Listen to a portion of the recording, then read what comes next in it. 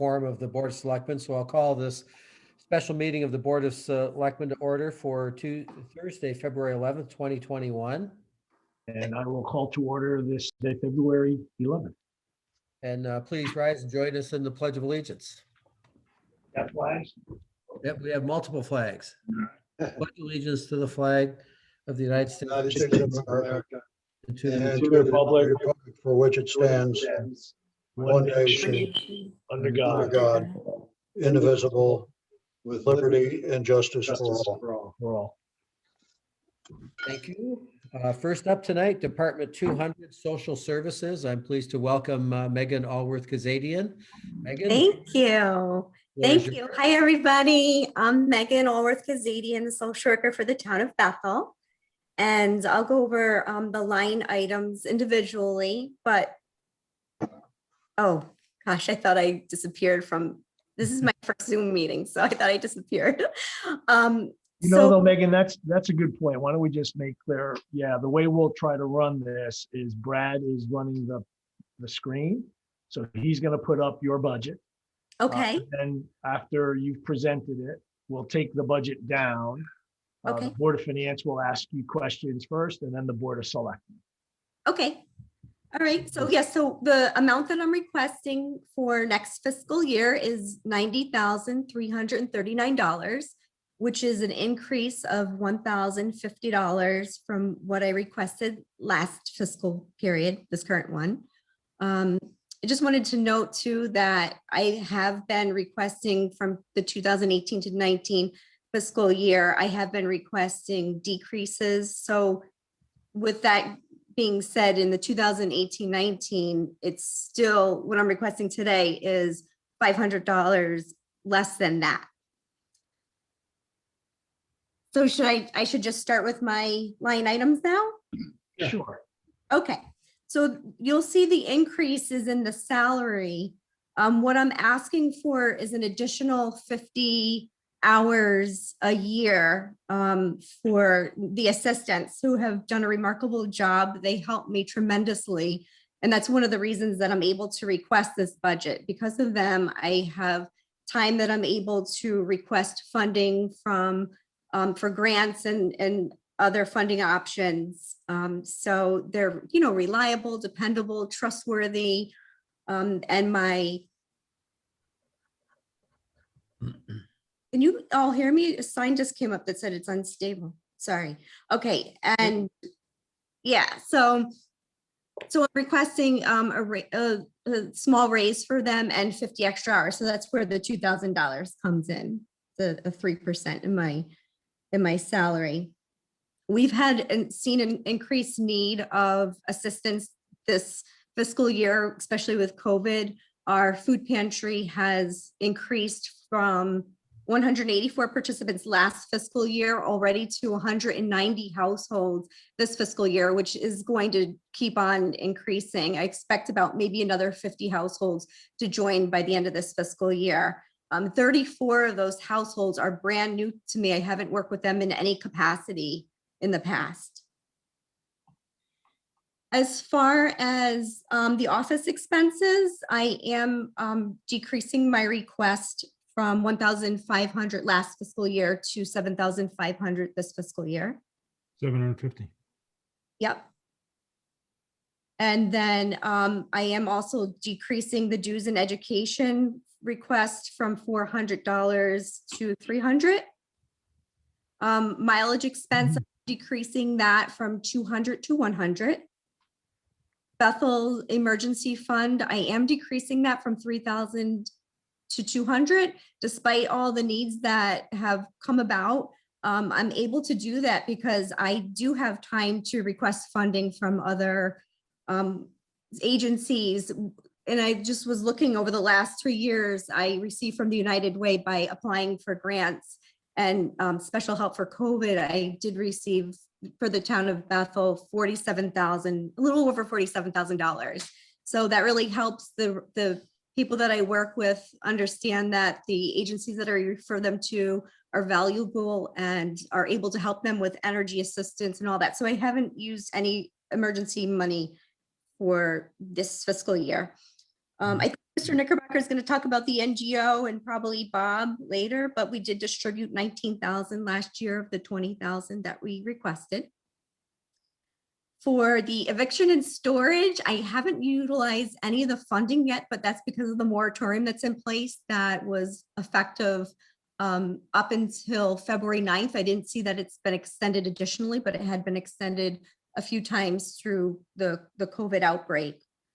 What's going to happen, I anticipate, is that once landlords start writing out the eviction notices and they're getting served by the marshals, then it's going to be a lot of evictions, all the ones that have been on hold last year, coupled with the ones that would already transpire this year will take place. I am going to participate in Phyllis in HR gave me information on the Department of Treasury is looking to fund 25 billion to help people not get evicted. So I'm going to participate in service on the 17th in hopes that maybe we could capture some of that money and help the residents not get evicted. I'm not sure what that entails yet. And I guess that is really it for my budget.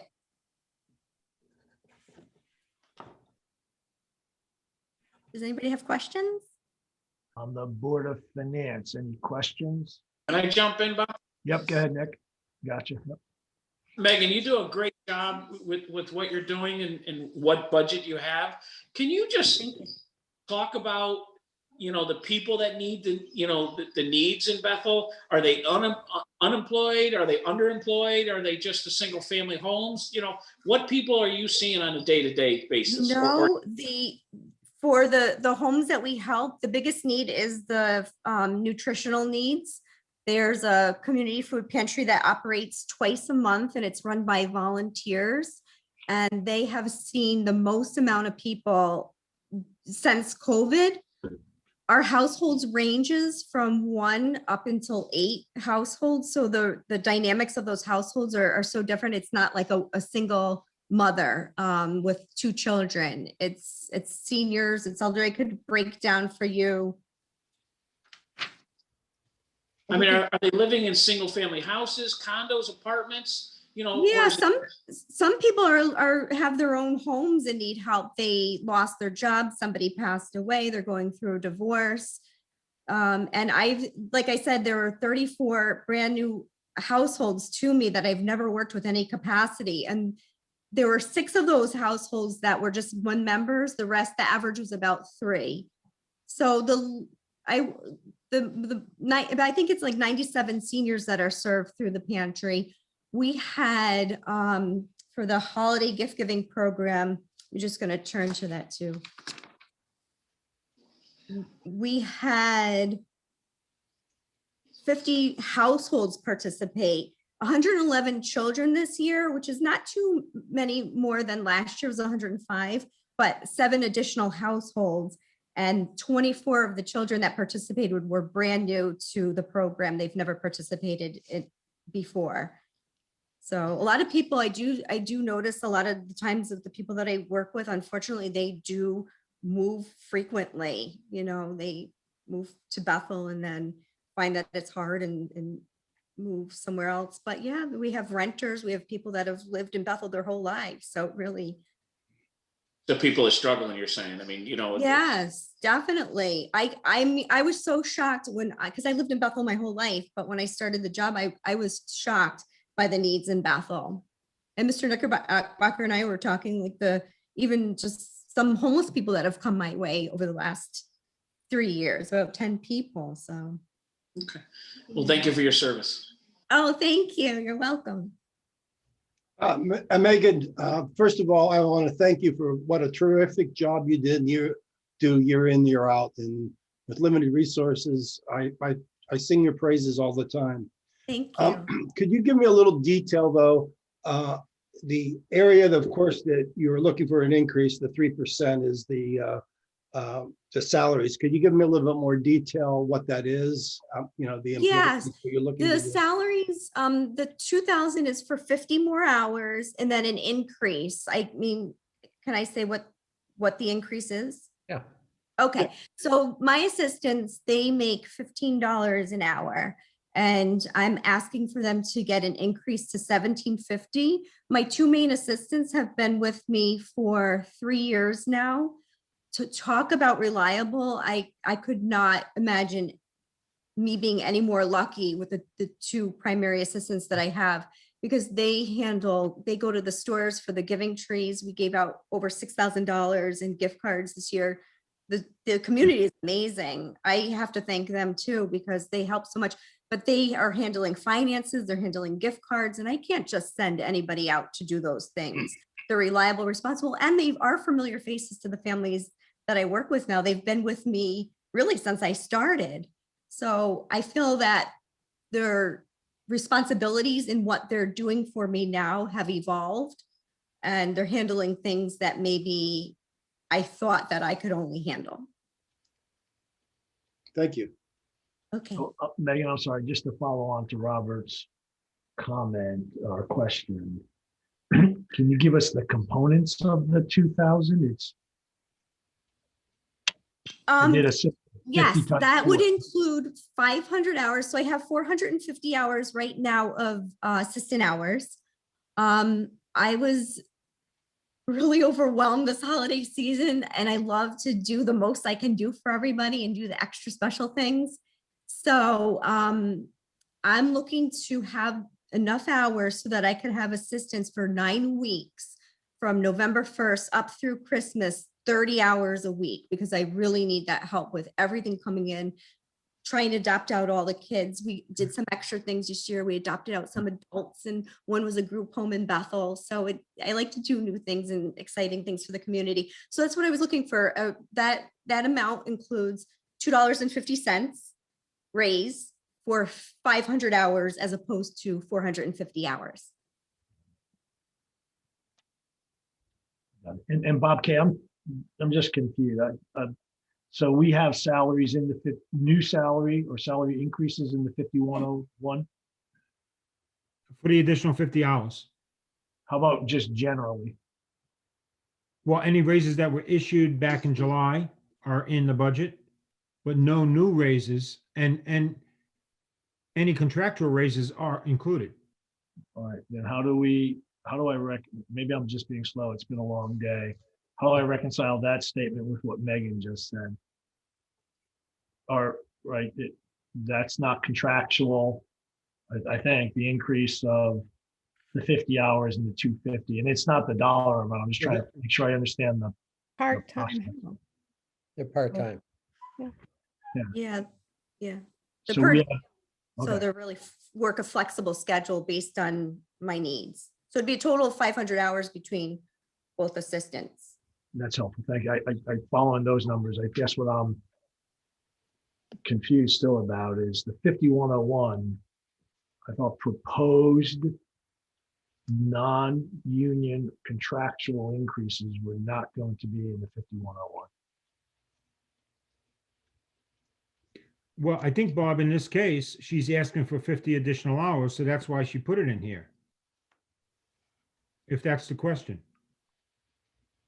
All right, so then, okay, so we'll just have to go through every time a 5101 account is discussed, we're gonna have to make sure we understand what's in there. Right, it's not gonna be the general rule. I'm sorry, Brian, just give me one more second. It's not gonna be the general rule that the only increase in the 5101 is prior year and contractual increase. Go first. I've had my hand up. For the for- most part, I think it is, Bob. I mean, like Steve Pugner, the chief yesterday talked about the additional officer. That was in his budget.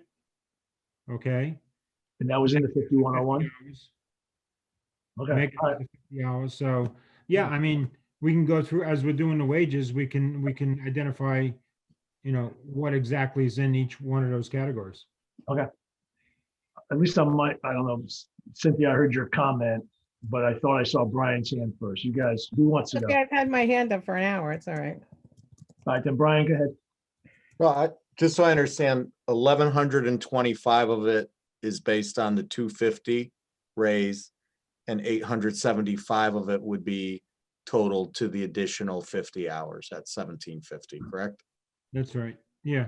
I think that's the way the numbers work out. Yeah. Mhm. Okay, thanks. Cynthia? Yeah. Megan, I just think that you are such a huge asset to Bethel, and I hope you never Thank leave. you. I Um, don't ever want to leave. No, don't leave because, and I'm the one, I'm always, always thinking about money and cutting everything. And in this climate, I can't think of, a, a better time to just appreciate you because I know that you're working really hard. I have no problem with you having extra help at Christmas time. I think it's important. And I think that you really are so diligent. I just want to, thank you. Thank you. Okay. Any other questions for Megan from the Board of Finance? I don't see any hands up. So Matt, no more questions from the Board of Finance. Okay, Rich has joined us now. Paul and Rich, do you guys have any questions for Megan?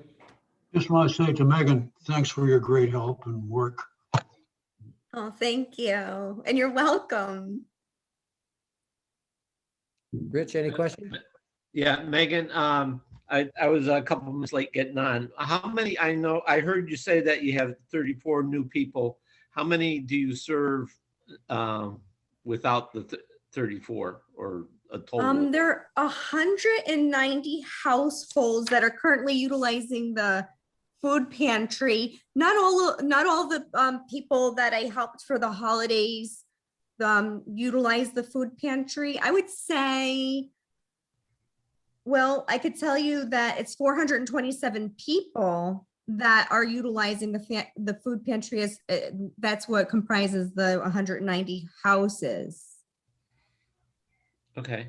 But to estimate how many people that I work with and get calls from and see, maybe this fiscal year, I would say 400 people for different things that they call me about.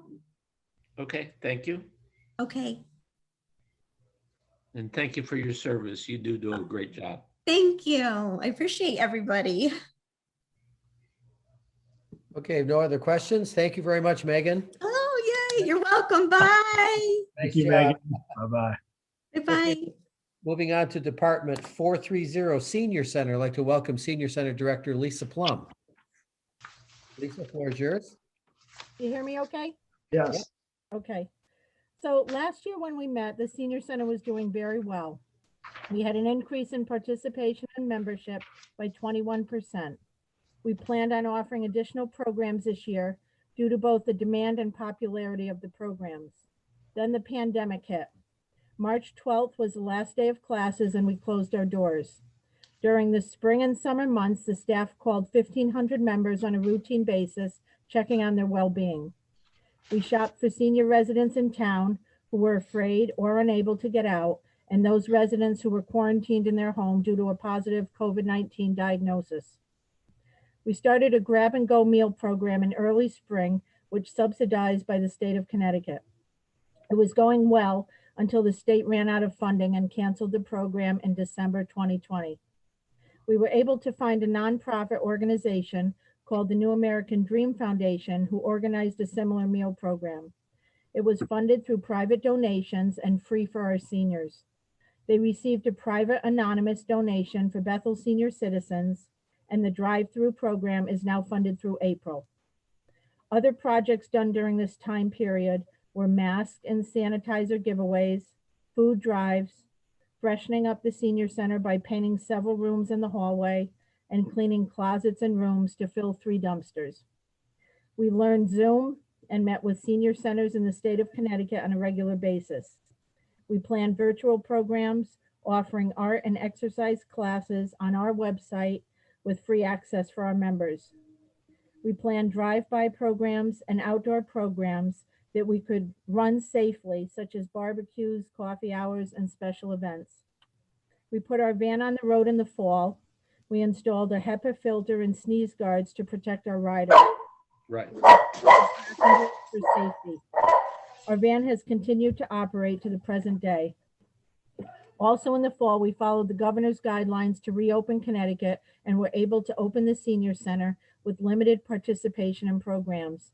We remained open for 6 weeks before being forced to close due to the number of positive cases and hospitalizations in our area increasing. During our weekly phone calls, we found that most of our seniors were doing quite well up until the holidays, when the numbers increased of COVID-19 cases and hospitalizations, placing us into the red zone. People were restricted from visiting friends and family, and suddenly we had numerous phone calls from seniors stating they were lonely and depressed. We organized a senior Secret Santa program and involved the community by having them donate gifts for seniors. The community supported this project with overwhelming generosity. The staff of the senior center has spent the last few months working with the health department. Senior center staff are making appointments to register seniors for the vaccine, as well as making appointments for the vaccine to be given at our clinics and working at the clinics. The first clinic was held January 30th, and at this point, most 75 and older residents who have registered have been vaccinated. This took approximately 3 weeks. The governor announced this week that 65-year-old and older seniors can now get the vaccination. We are currently working on that list.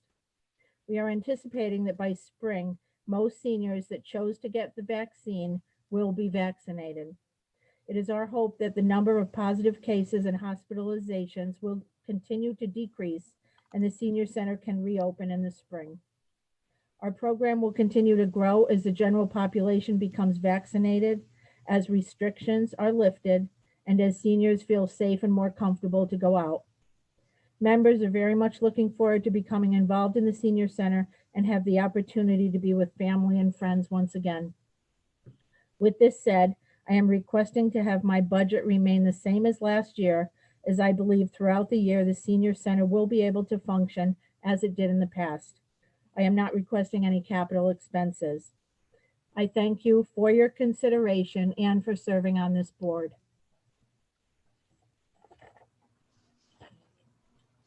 Thank you, Lisa. Brad, can you take down the page? Thank you. Any questions from the Board of Finance? Bob, if you don't mind, Nope, please. the salary, the 3%, is that contractual? Bob K can probably answer that. Yes. Those it's- are contracted, except for Lisa. Lisa is a non-union employee. But the 3% is for, under contracts, that's what the increase is? It is, and you got to remember there may be some contracted employees on the contract that are getting step raises. So, they're getting a step plus they're getting their Like the police. contract. Yep. Mhm. Thank you, Bob. Oh, I'm sorry. Yeah, okay, I have some Okay. questions. Yeah, hi, Lisa. Because I was just looking at last year's and there was a 6% increase in salary last year. And are you saying that how many people are on the payroll there for the senior center? Do you know? We have 2 full-time staff, 2 part-time staff, and a driver full-time. And how many of those are contracted? Bob, I don't know. Can you answer The that question? full-timers are under contract. The So full-time, okay.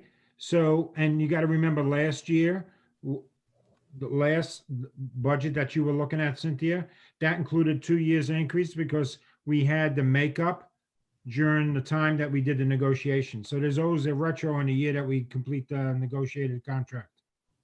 Yeah, well, I'm going to say it just because I'm going to say it to anyone who has, a union that they negotiate with, that this is just the wrong time. And if, if anyone's going to stand up to the union and, make it better for the taxpayer, that would be a miracle. But I would encourage anyone to try to renegotiate and not necessarily take a full raise. And that's not because I want everyone to be poor, so they have to call Megan. I just want people to, all around to understand that, the unions are not running the place. So I've just So put it just to out be there. clear, Cynthia, just to be clear, it's a negotiation.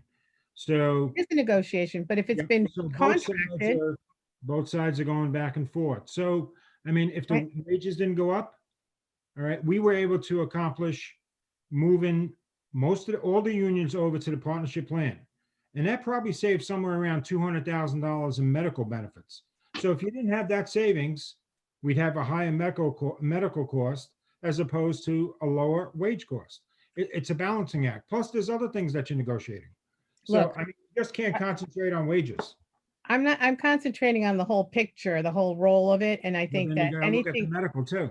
anything, I look at it all. Anything is negotiable. My only point is that in my mind right now, the way the climate is now, it's sort of like, somebody has two knives in you and they're just taking one out and you're supposed to feel better about it. I mean, that's how I feel. That's all. I think Okay. that people should be more reasonable. Okay, I'd like to weigh in on this. I just want you to know, first of all, this particular contract was negotiated before all this happened. Number two, as Bob pointed out, with every single contract, there are give backs that the employees give. They pay more for their health insurance and they pay more into their retirements if they're full-time. Three, our town hall staff no longer has traditional pensions. They've gone to 403Bs. Point number four, under Connecticut law, you cannot force a union to come back to the table. You can think that's fair or unfair, it doesn't matter. That's the way the law is. So it's not something that's open for negotiation. Under Connecticut law, public sector unions, both parties, union and management, have to mutually agree to come back to the table if the contract is still in effect. Matt, I understand. Excuse me, I just want to say one more thing. I understand that completely. And I guess what I'm combining here is a financial worry with, maybe some humanity, because I get it. There's no law that says they have to come back to the table. I just think that it's, it's just wrong, in my opinion, to have them not have to come back to the table if they were called to do so. But that's another area, another battle. But I'm just going to say it. I'll say it with every contract, wages that gets raises. That's all. Cynthia, people will ask, like the board has the right to ask the questions that it wants to ask.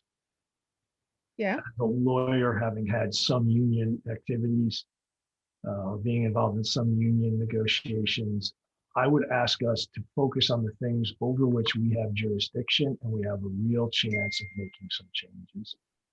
Talking about union give backs and that kind of stuff in this forum is not going to be productive. Now, in effect, it'll be somewhat of an unproductive time. Feel free to bring the point up.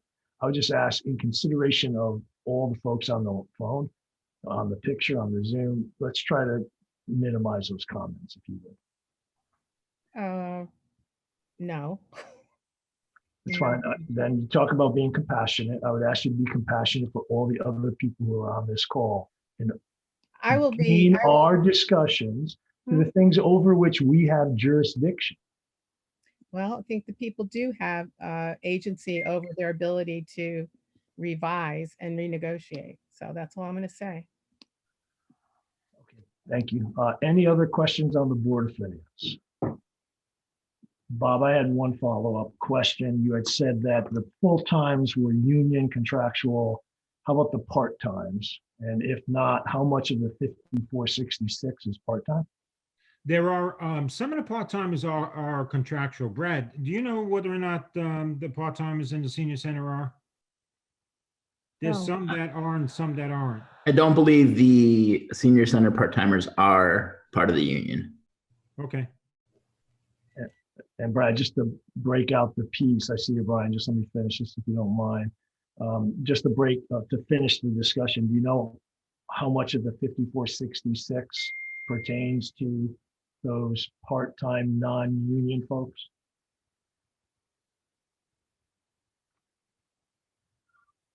Brad?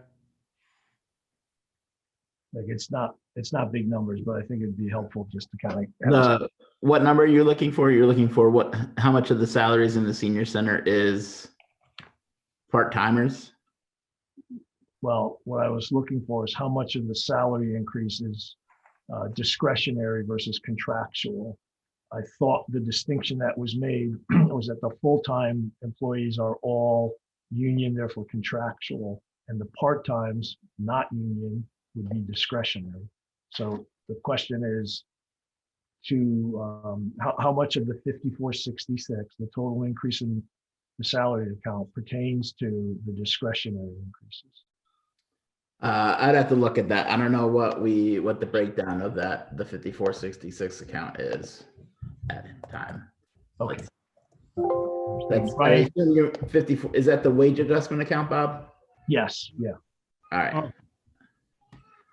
We could talk about that when we get to the 420 account, because I think Bob has a better understanding of what that is. But the Well, town Bob, does you talking employ about part-time. This account? The 5130? Is that what you're talking about? In the wages for the senior center? I'm sorry, I thought I was asking a pretty simple question. The increase in the senior center is in this 5101 salary account? Yes. I believe that total increase is 5466. And No. my question was just how much of that is discretionary, not based on union contractual obligations? I think So you mean classified employees. 5,130, not 56. The difference between 273,101 and 267,971. Okay. Senior center requested 20. I'm looking at the building. I already moved to the building inspection. Sorry. All right. So Brad, I mean, the two full-time employees.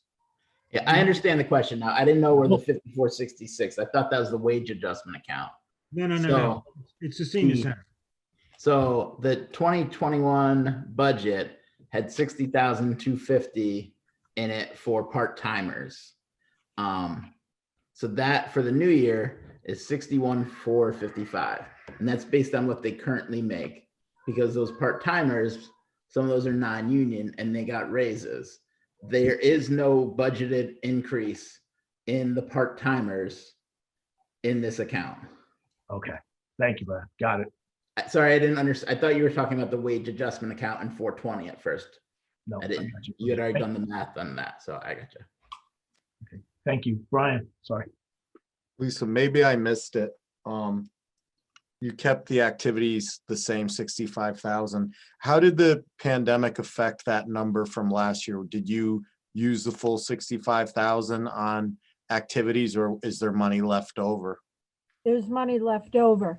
Right now, we're at, I believe, Brad, maybe you could pipe in, but I think it's around 56,000 left. Oh, wow. So pretty much all the activities were canceled. Yeah. As of March. So for the last budgeted year, Brian, they spent 42,500 of their $55,000 budget. So they returned 12,500, which is the March 11th on. And this year through today, they spent $9,522 of their 65,000. So they have not been spending their activities account for the most part because they've been closed. The revenue's down also. Brad, what's the revenue on there, like on a normal year, if they have 65,000 budgeted, what's the revenue generally generated, like on average on a normal year? Well, this would have been the first year that their activities account was budgeted at 65,000. The prior year, so the last full year that they had revenue was 49,500. So they get some of the money back from their activities. They try and, so if they're budgeted for 65,000, they charge a fee, they get some of the money back for the activities, basically. So, and again, just for easy numbers, so my brain works correctly, if we budgeted 60,000 last year and they had 49,000 in revenue, it basically it cost us $11,000 to run the programs for the seniors, correct? Yes, and part of their activities fund is stuff that's not supposed to be revenue generating. Yep. So there is an aspect of it's a service, but I yes, get it. It does run like 80% recovery on spend. Oh, that's all my question was. I get it. Thanks. So just so I'm clear, the spend of this current fiscal year was down from $65,000, but yet we're still being flat in terms of budgeting 65,000 next year. I'm not sure I quite understand the rationale there. The understanding is what Lisa had said, sorry to cut you off, Lisa, that her understanding is that hopefully by July 1, she is back up and running to almost the extent pre-COVID. Is that correct, Lisa? That's correct. We couldn't run programs as of March. The senior center closed down. So not only is the activities you're getting money back into the general fund, but office expense, dues and education and mileage as well was not used because the senior center was not open. The conferences, the seminars, things that we normally attend were all shut down, of course. Cynthia? Yeah, just one quick one. So this goes back to, because I saw the same thing, the same numbers as last year. And maybe this is an accounting issue, I don't know, but it just seems that whenever we have a surplus, it gets scraped into the general fund. So there's no way for it to be, reconstituted. So, you needed 65,000 last year, and I'm not saying this to you, Lisa, I'm saying as an example, you need 65, you spend 50, that 15 just gets scraped off into the general fund. So is that the way it has to be? What's going on there? It's a expense account, so it can't be carried over year. But you got to keep in mind that so what Park and Rec and what the senior center has done, knowing that their revenue's down, they also didn't spend the money. So that's the way it's supposed to work when stuff like this happens, is you're going to come way short of your expenses because your revenue is going to have a shortfall. So you got to factor the revenue shortfall also, Cynthia. Well, but the taxes don't change. That's the thing. People are being taxed for it, and it's going into the general fund. Do you see my point? That's all I'm saying. It's No, not. I think you're missing the fact that what Brad said was the revenue is not coming in either. So you have less revenue, less expenses, so they balance each other off. Nothing is going back into the general fund. It's just not being spent in the first place. But I think that's what Lisa just said. I'm sorry. It is. I may have misspoke there, Cynthia. Okay, because I heard you say that it went back to the general fund. Is that not where it goes? I'm sorry. That's where we go. But if you didn't have revenue, that's not going to go to the general fund either. How much is remaining, Lisa? But like when you do all the math, what's left in that 65 from last year? I have now what I have in front of me is 56,000.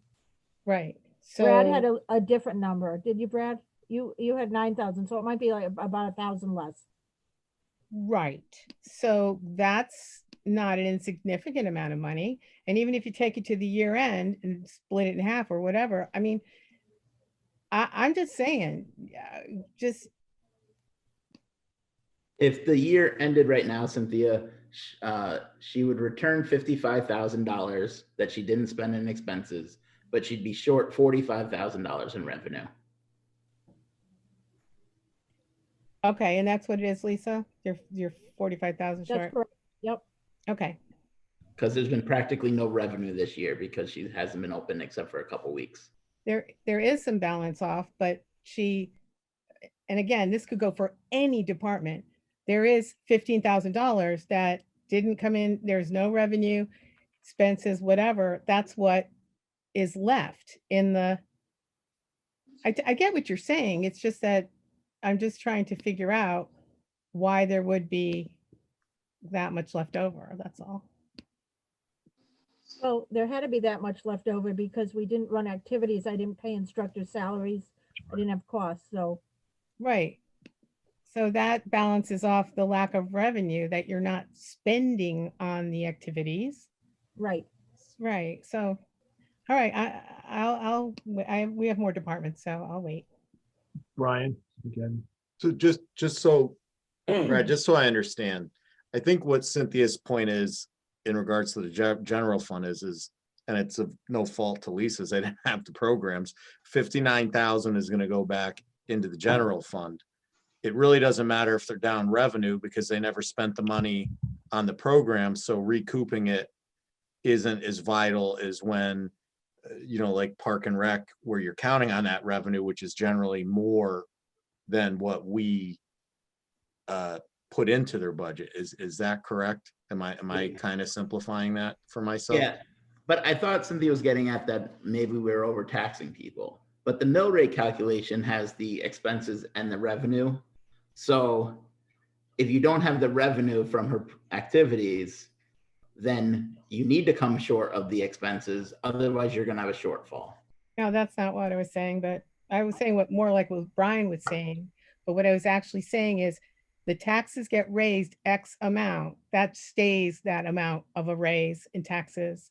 So if the money just gets put back into the fund, now we're just gonna raise the taxes again. That's my point.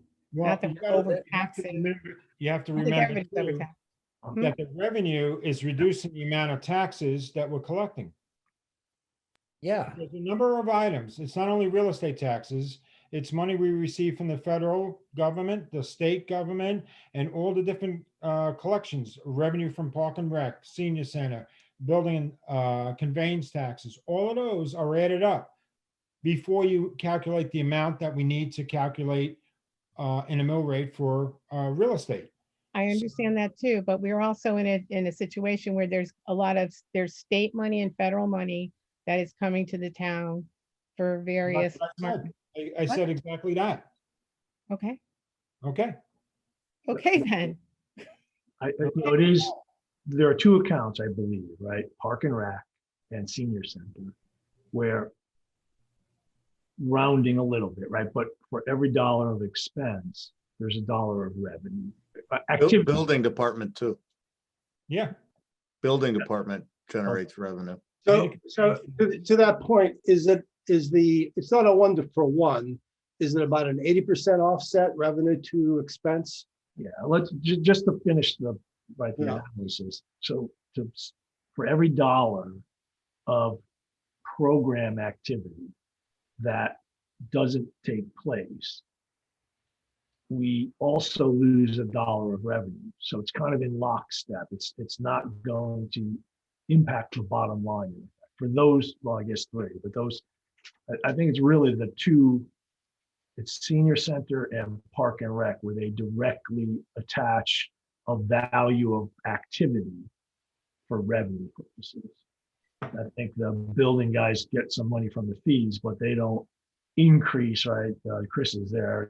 They don't increase their activity budget for that. Correct. Like building inspection, in theory, if there was no building going on, would have less part-time hours because he wouldn't bring part-timers in if he didn't have, like his part-time building inspector Yeah. wouldn't come in and do inspections if there are none. Okay, that's a good point. Good point. And so the takeaway for these accounts is that it's not really increasing the general fund for these accounts, but in the other accounts, where if actual expenses were less than what was projected, and there's no tie to revenue, then those funds will go into those extra monies will go into the general.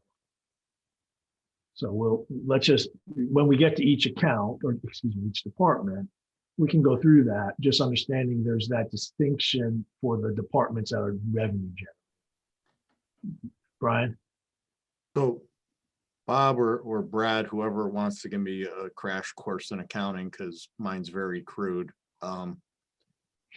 What I'm kind of getting lost on is if we have 65,000 in expenses and we're expecting to recoup 80% of those, right? So that 80% that we have recouped at the end of the year, when we balance everything out, let's just say every department came in on budget or whatever, that 80% that we recouped will go into the general fund if the Board of Finance votes that's where it's going, correct?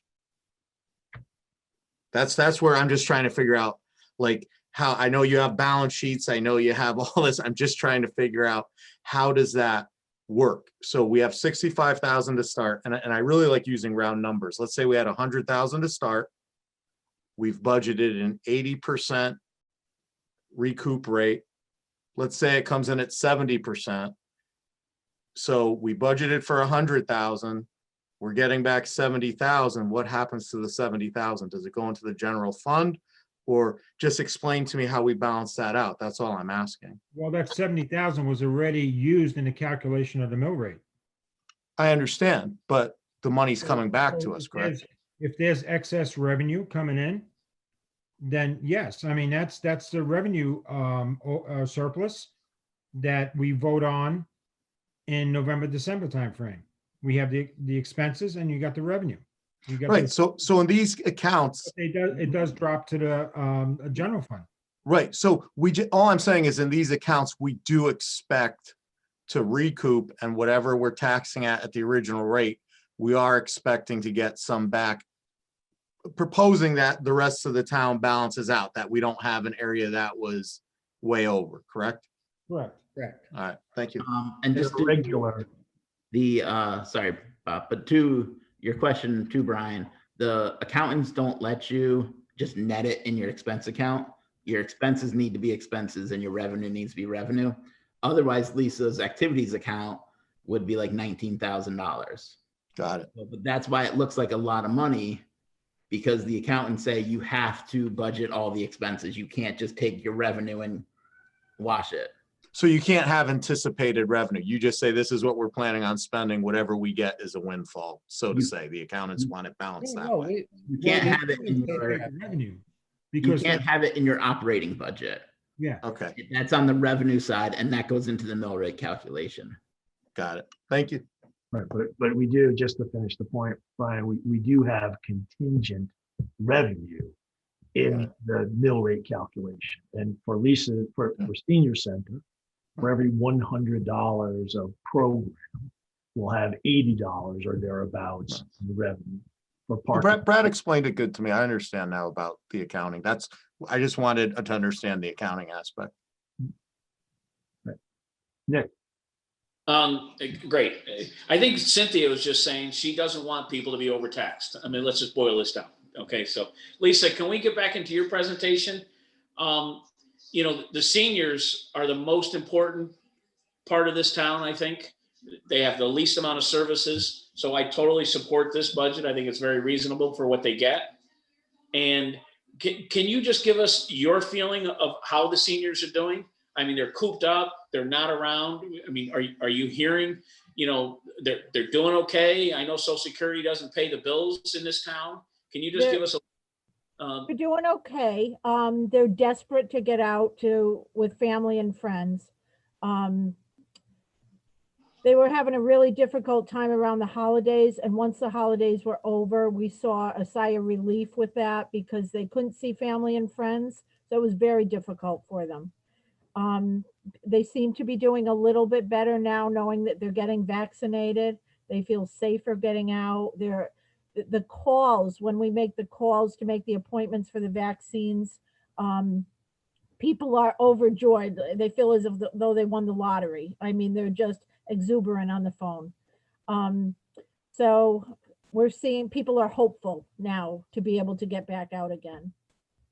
So. And financially, are you hearing anything? Financially, in the beginning, more so than now, actually, we had a tough time with people getting food. People were afraid to go out. They were really very terrified in the beginning, you know, with the masks, and they couldn't get sanitizer. You couldn't get essential products that you needed. And they were just afraid to go to the store. So we did a lot of shopping for people at that time. People have gotten more relaxed and comfortable wearing the masks. A lot of them do, and you know, following the procedures. But most are going to the store, going to the doctor, and staying home.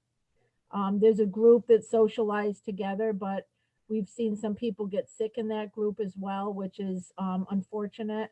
But it was, you know, a lesson learned, I guess.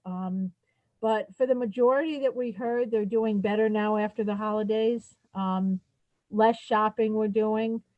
Actually, less people coming down with COVID that we're shopping for as well. So that's hopeful. Okay. Well, thank you for your work. You're welcome. Lisa, one more question. In a typical year, how many seniors do you service? And in this COVID time, how many seniors are you providing services for? About 1,900 right now. are our members. We have typically about 400 a week that come to activities. Some of those are, double people. We count it on a participation record. So somebody may come to a program 3 times a week and they're counted as 3 people. And then we do home visits. We have people that come in for no programs, to simply socialize. And then we have a whole nother crew that goes on trips. So we typically ran 2 trips a month. Usually 50, maybe 20 on a smaller trip, 50 on a larger trip. The bus holds 55 passengers. Usually we have a full bus when we go on trips. So that's kind of it in a nutshell. So under COVID, obviously the trips are off, so you're not servicing them, but you're providing more services for the other population. Is that what you're saying? We're providing more individualized services, shopping, and then initially we did, outdoor activities with them so that they could get together, being socially distanced. We did the holiday special events. Right now we're doing virtual programs and Zoom. Good. Thank you for the work. You're welcome. Lisa was kind enough to host me at the senior center just about a year ago, and she showed me around, and the place was rocking. I mean, a lot of people there, a lot of activities, just a really hot spot. So all good stuff. Any more questions? Oh, I'm sorry. You should have been there. I'm Grandpa, you sorry. should have been a client there. I know, but I couldn't keep up with everybody. The Zumba and stuff. Look, all right. Any You got more questions from the Board of Finance for Lisa? No more questions. Rich and Paul, any questions? Just want to say thanks to Lisa on this vaccination program. Her assistance there was just an asset especially for all the seniors. I was one of them. Thank you. Rich?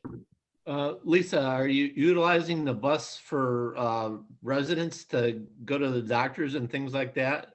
We have, yep, Rich, we've been doing it since the fall. We installed, I don't know if you heard, but a HEPA filter and Yeah, I heard also that. sneeze guards on every seat and a guard around the driver. And so it's been fully operational since the fall. We are restricting passengers in the van to 2 passengers per ride, but it hasn't been a problem. We just reschedule somebody if necessary. Great, thank you. You're welcome. All right. Thank you very much, Lisa. Appreciate it. Thank you. And we're going to move on to Department 180 Building Inspection. And I'd like to welcome Chris Baldwin, our Chief Building Inspector and Head of the department. Chris? Good morning, everyone. And I just wanted to say, Lisa, if you're still on, and Megan, you guys have done a fantastic job for the town. You really appreciate you guys. Getting to the building department, so over the different calendar years, we've seen a steady increase in the amount of permits coming in. Back in 2018, we had about 77 permits coming through, and that was bringing in fees of around $237,000. 2019, and these are calendar years, we brought in about 1,120 permits through the department and about 402,000 in building fees that were collected. For the calendar year of 2020, we had building fees of 338,000, and we had a total of about 946 permits that have come through the department. So we've seen a steady increase since 2019 of both permits and permit fees coming through the department. If we were to take the fiscal year of June 2019 to, or actually July 1st to June 30th of 2020, we brought in 388,000 in permit fees. You can see here some of the accounts: office expenses, education, clothing, contracted services, and so forth. We're going to I'm not asking for any increases. Basically, the only increases are going to be the contractual raises that were agreed upon with the union and so forth. So not really much is changing in our fees and so forth. Um, Brad, I noticed we do have the change in contracted services. What was that fee that we had this year?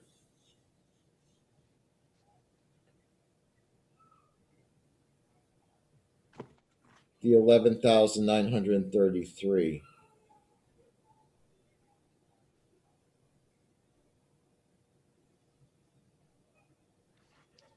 Brad, you're on mute if you're talking. Sorry about that. I had too many screens open trying to look up information. So last year, the 12,000, I think one of your permitting software bills got charged to that instead of IT. Okay, all right. And since that year's closed, obviously we can't change anything with it. So, but that's why you see the last year contracted services was 11,000. Okay. All right, so that clears that up. But I'm not asking for any increase. We have part-time, and as was brought out previously, the part-time workers are there because of the increase that we have in permits coming through, the amount of projects that we have. And if things change, then I can adjust accordingly with the help that I need within the department with the part-time workers that I have there. The other thing I wanted to bring out too is that we're working very hard to make the department more efficient for the taxpayers. We're implementing new software. We've just started doing online permitting around the first of the year, and we're testing it. We're seeing how it works, and it's creating a lot of efficiencies within the department that I can see already. It's increasing communication between the different personnel within our department. It also will increase communication with the public as they proceed through the online permitting process. It lets them know we've received the permit. It lets them know what's required for the permit, all of these things. And because of the COVID pandemic that we're experiencing, it's really bringing to the forefront the need for technology, for people to have access to the building department through these technologies that we're implementing right now. So with that being said, there were some time required for us to make these changes. It required extra hours of the department to work out bugs, to facilitate these new changes within the department. The other thing too that we're able to do is we're starting to take credit card payments. So normally it would be someone would come in and pay cash, or we'd have to wait for a check to come through the mail. Now with the online system, they can go in, they can see that they need to make a payment regarding a fee, and they're able to make those payments, and those payments are going through quicker. That there we can issue the permits quicker to people. We're not waiting for the permits or things coming in the mail. One of the things we've experienced this year is a lot of difficulty because the public couldn't come in. They were sending information in, and a lot of the information was incomplete or inaccurate. And that required a lot of time in us chasing fees down, chasing documentation down, and so forth. But we've tried to maintain where we're at with the budget we have, and at the same time trying to increase the services that we provide to the public through what we're implementing recently is this online permitting system. I just wanted to also let you know that we do have certain statutory requirements that we're required to meet, and we've been doing our best to meet those statutory requirements and issuing permits within. It's normally 30 days. The governor's extended it to 90 days because of the COVID pandemic, but we've really, in recent months, increased how quickly we're getting permits out. Now, I credit that to the online system that we're implementing. If anybody has any questions. Brad, could you pull up the OpenGov and particularly the proposal detail page?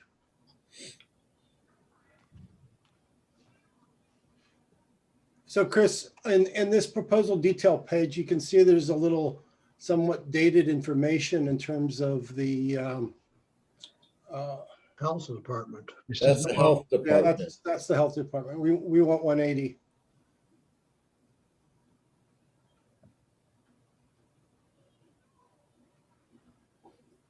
So Chris, there's some information here about 2000. This is Yep. not, yeah. This is not what I'm seeing on my copy. It was updated recently, so I don't know if maybe you have an older copy.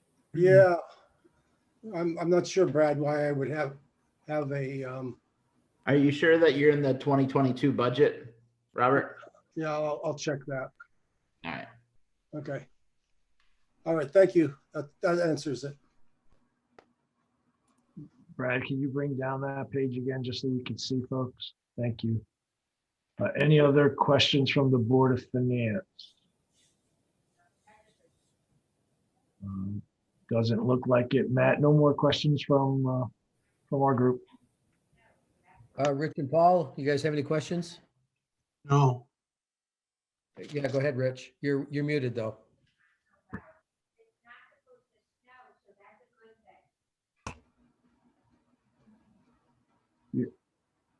You're still muted.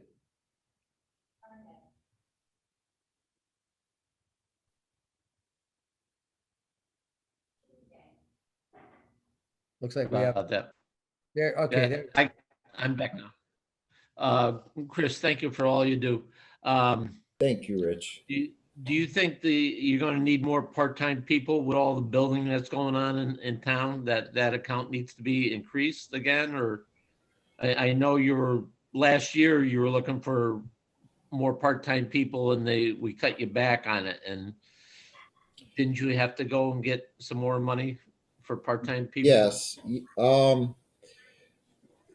Yeah, projecting ahead, I don't know as I'm going to meet exactly the budget numbers because of the help that I do need.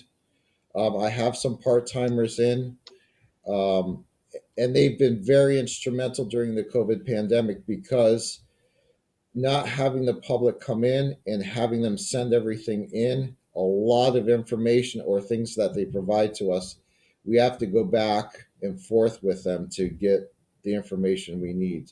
So it's required a lot of extra hours on our part. Also, the implementing of the new software has required several hours to make these changes. Things don't run as smoothly when you're transitioning, but in the long run, this is going to streamline the department immensely, and I'm already seeing it as of January. We are increasing the communication and how efficiently we work. So I'm expecting, based on not having COVID and implementing this software and getting it streamlined and comfortable with it, that we can work with the numbers we currently have. And with the 2 school projects winding down, you think you'll have more time there? Yes. But if I had a crystal ball, I'd know for sure. But my goal is to work with the budget that we currently have. Let me just ask, how many new building permits did for last year? So let's see, for the year of 2020, there were 946 building permits. But what I'd say, Rich, is I did collect some numbers since January. And in January, which is one of our slowest months, we had 160 permits come through. Right now, we're at 200 permits. And that's a really high volume. I haven't seen that high a volume since I've been here. But I just see, I know just driving through town, you can see all the building that's going on, new homes, apartment buildings and stuff like that. There's a lot happening in town. Yeah. So I rather your budget is what you need now, then you come back later and ask for more. What I'm going to try and do is just make the department more efficient. I'm expecting through the software and so forth to make the department much more efficient and Okay, more. thank you very much. Yeah, you're welcome, Rich. Hey, Bob? Yeah, yeah. Can I just, Chris, I think you're the only one that said something good out of this pandemic has come, that your department's more taxpayer friendly, easier to use. So I'm glad to hear that. But Matt, yeah, we're trying. Matt, if you can answer my question, when is the people going to be able to come into our town hall? I mean, we're talking about a couple people. We can have 300 people in Walmart, but we can't walk into our building department. When is that? Nick, let's stay focused on the budget. We got 14 more departments behind that. I'll be glad to answer your question. It was a pretty easy question. Probably you spent more time telling me why you can't answer it than just answering me. I'm not going to talk about it tonight. You don't want to talk about it. Okay, great. That's Thank right. We'll talk about it, not tonight. It's not a budget related issue. you. Thank you. Chris, I think we're good. Thank you very much. You're welcome. I think that brings us to Department 350, Health Department, and Laura. You're on mute, Laura. Hi, good evening. I'm Laura Basile, Director of Health Town of Bethel. It's nice to see you all. And I thank many of you who gave me a shout out to keep going. This has been a challenging year for everyone. And I think our community stuck together, rose to the occasion, and did the best we could for the best outcomes. And I'm very grateful for that. The workload in the health department is beyond the current staff. And I am asking for a full-time public health official, sanitarian, to work with Ryan and I to meet the demands of the town. We have, and I provided Brad today more details, and I don't think he got a chance to upload it for you, but I know he will. We have about 3,500 calls and visits that we get a year. We have about 3,500 emails or more. We have had 2 legal cases that took at least my time every week. We have 3 DEP, Connecticut Department of Environmental Protection, complaint issues in town that I am involved with right now. So, and that's not counting the 7-day-a-week job that COVID's been. But again, with COVID, I hope that you feel that our community has worked together and done the best that they could with it. Everything else I kept the same. Our town is growing. The new design and development is putting more people in closer proximity to each other. And the complaints are growing, and the rental housing is steady. Rental housing complaints are steady, and we're just not keeping up with the workload. And I'm talking about routine work. I'm not talking about COVID work. So that is my ask. And I did submit work on the last 6 months. I do believe that the health department probably handled about 90% of the same clients of the building department, but 45% of those clients, there's no fee. We check their screened in garbage facilities and prevent rat control on business property and commercial property. And we do that as a town, as a give me and a positive with businesses. And we also do some contamination work with redevelopment. And so do you have any, you see my numbers up there? I didn't change anything. I held the line with everything else, and I am open to your questions. Bob, can I ask the first question? Sure. Yep, Nick, go ahead. And Brad, could you take down the page too, please? Go ahead, Nick, I'm sorry. Laura, do you think it's safe for people to be in the town hall? Oh, for God's sake. What's that? I'm sorry. I'm sorry, Well, Matt. they do come in the town hall. Laura, Matt had a comment. I'm sorry. What, Matt? Nick, we're going to follow the state guidelines. This is not within the purview of the Board of Finance. We're going to come back to open up the town hall when it's safe to do so. I don't know why we're having this discussion in the middle of a budget hearing.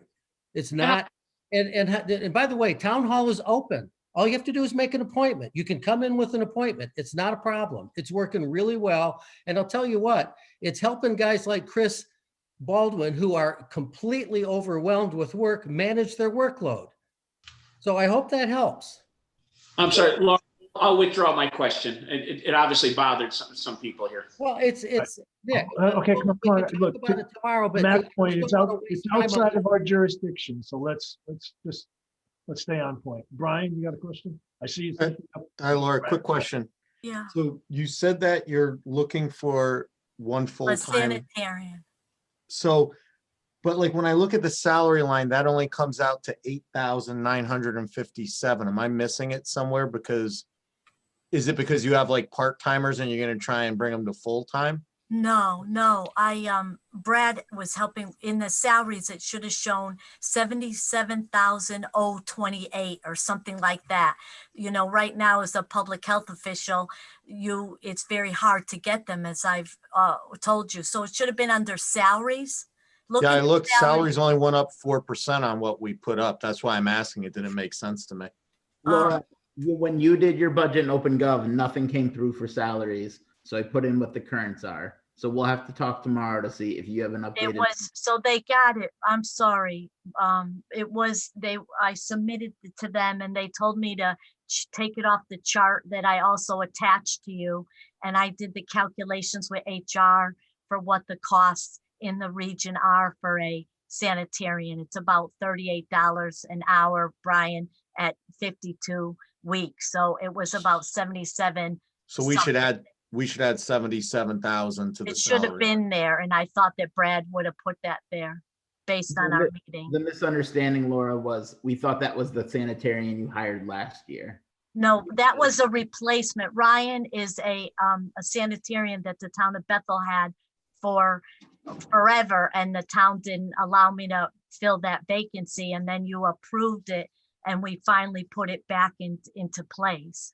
So that sanitarian position, I don't think you realize, and I'm going to try right now, right now it's Ryan and I as technical people for the town, and you'll see the details on the work done. Ryan has 3 weeks vacation. He has ill time. We also have a full-time administrator that has 24 days that she can be off for vacation. And then she has like 7 days sick days. So that can be almost a month. When one of us is out, the department is running with 2 people for almost 20,000 population. So I've been making up for that, as you know, with my skills, but the workload is beyond Ryan and I. People can wait. And if people want to wait and be patient, we will work. Under capital, I have met with the city of Danbury and Norwalk. I'm ready to put public health software in that will integrate with the building department. It's going to be fantastic. Once I am allowed to do that, and I can have the same reign that I've had with the COVID clinics, and we will streamline and it will be good. But right now, Ryan and I cannot keep up with the complaints, the rental housing, and the workload beyond what we're producing for you. And I apologize if you didn't get it from Brad in the last couple hours, but I gave him what we're doing in the last 6 months and what we did all last year. So just for 6 months, we handled 215 items. So you'll see that. And with those 215 items, if you times that maybe by 8 times we had to work with it, you'll get an idea of what Ryan and I are doing with the time that you pay us. So I can meet with you another time, but I did try to provide you all those details. The PDFs that you sent me, Laura, were added to your proposal details before the meeting started tonight. So you all had, thank you so much, Brad. Then you all have that. But Brad, it's not rolled into the numbers, right? No, there was a confusion About the full-time sanitarian. I didn't know that I didn't understand that she's asking for a new position. I thought she was referencing her sanitarian that she Can hired. you pull the presentation up again just while you're talking, just so we can look at the salary line, what we're talking about? And Brad, so you can rerun it presumably with the additional 77 in it. And we'll see that, but we should all, I guess, I had it in there. yeah, it's not on what we're seeing. Oh, he's got it now. So it would bring it to 466, 118. I didn't take it out.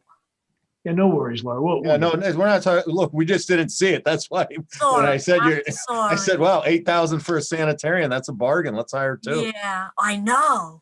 Right. While we're doing this, Cynthia, you had your hand up. Yeah.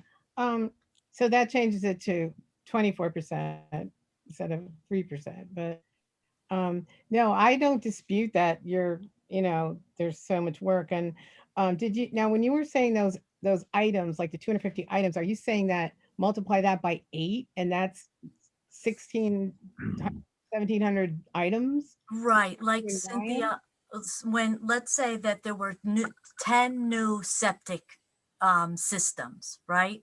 So we might go out 4 times, we might go out 8 times from the beginning of the construction to the end.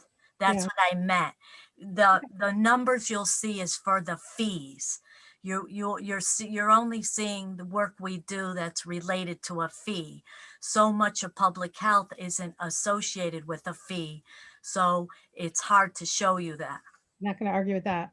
But I just wanted to ask you, who are the employees? Are any of you contracted? Is it contract employees? I'm salary. Well, I mean, and Ryan is a non-union, and he's not a sanitarian. He's the associate director of environmental services. That's not my question. It's not my question. I know you're going to get a sanitarian. Will that be a contracted? Oh, yes, that would. A union employee? I don't think I have a choice, Cynthia. Okay, I'm just asking because just trying to get that information. Can you just tell me, what do you think that the increase has to do with COVID, and are you getting any money from the state or the federal government? The increase has nothing to do with COVID. This is about routine services. For COVID, the first selectman and Brad and Matt have a 1-pager that you can see that outlines all the things that we do for COVID, and any money that we can get from the federal government or the state government to cover some of the services, we've done so. I work 7 days a week, as most directors of health have, and that's by salary. So Cynthia, let's say we have some people that have to respond to complaints. FEMA, we submit that through Tom Galliford, and the people who respond to complaints are being that instead of billing the town of Bethel, FEMA's paying for those complaints. That's not what you're asking? Yeah, well, kind of, but not in that detail. Let me just ask the question, Matt. Well, I wanted to answer that. If I can, You can, but I think I'm going to wrap it up. So I'm just going to say, so you're saying that the COVID is handled almost separately from the budget itself? Yes. Thank you. Oh, wait a minute. Can Matt just share with me? Let Matt share. Let me clarify something.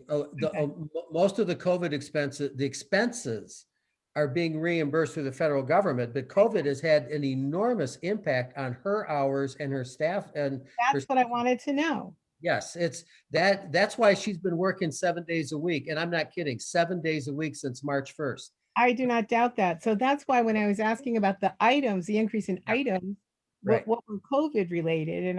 And you were talking about how inspections and whatnot. I didn't know if any of that exponential increase was due to COVID. It was, but she's also had an increase in those normal inspections too. Plus, Laura, didn't the state push restaurant inspections down into your field where they used to do them themselves? Yes, right. So I'm sorry, Cynthia, but what I'm saying is so that the staff won't quit, I cover as much of the COVID with other staff that we brought in with FEMA and the nurses so that Ryan and Diane can do all the services that the residents need and want as timely as possible. Got it. I'm sorry. No, I got it. Thank you. Brian? Brian, you muted. Can you hear me now? Yeah. Okay. Just a few questions, kind of. Right now, do you have a part-time sanitarian working or no? Yes, we have two. So we One, have- right with the monies you approved last year. And One is he's part-time and he is helping the front desk that can't keep up with the permits, and he's training to be a food inspector. And then the other one is a full-time sanitarian in Danbury who comes in on Fridays and helps Brian, us keep up with inspections that have to be done. That's the contracted two people right now. okay. So I guess one question I would have is kind of like Chris, who has a few like building inspectors that he can call on. My only question is like, when COVID is over and building, slows down like it does in cycles, is this going to be a necessary position, into the future? Because I guess what I'm saying, like, is this something where we could get a couple more part-time people to review these plans and take the burden off of your staff? Or is this something that you foresee 10 years from now continuing to need a full-time sanitarian? Our town needs a full-time sanitarian. Our development, our rental housing, our complaints, our density, our restaurant inspections require it, Brian. And so I know this isn't anything to do with COVID. Right now with the DEP cases, it takes so much time to work on the serious nature of the complaints.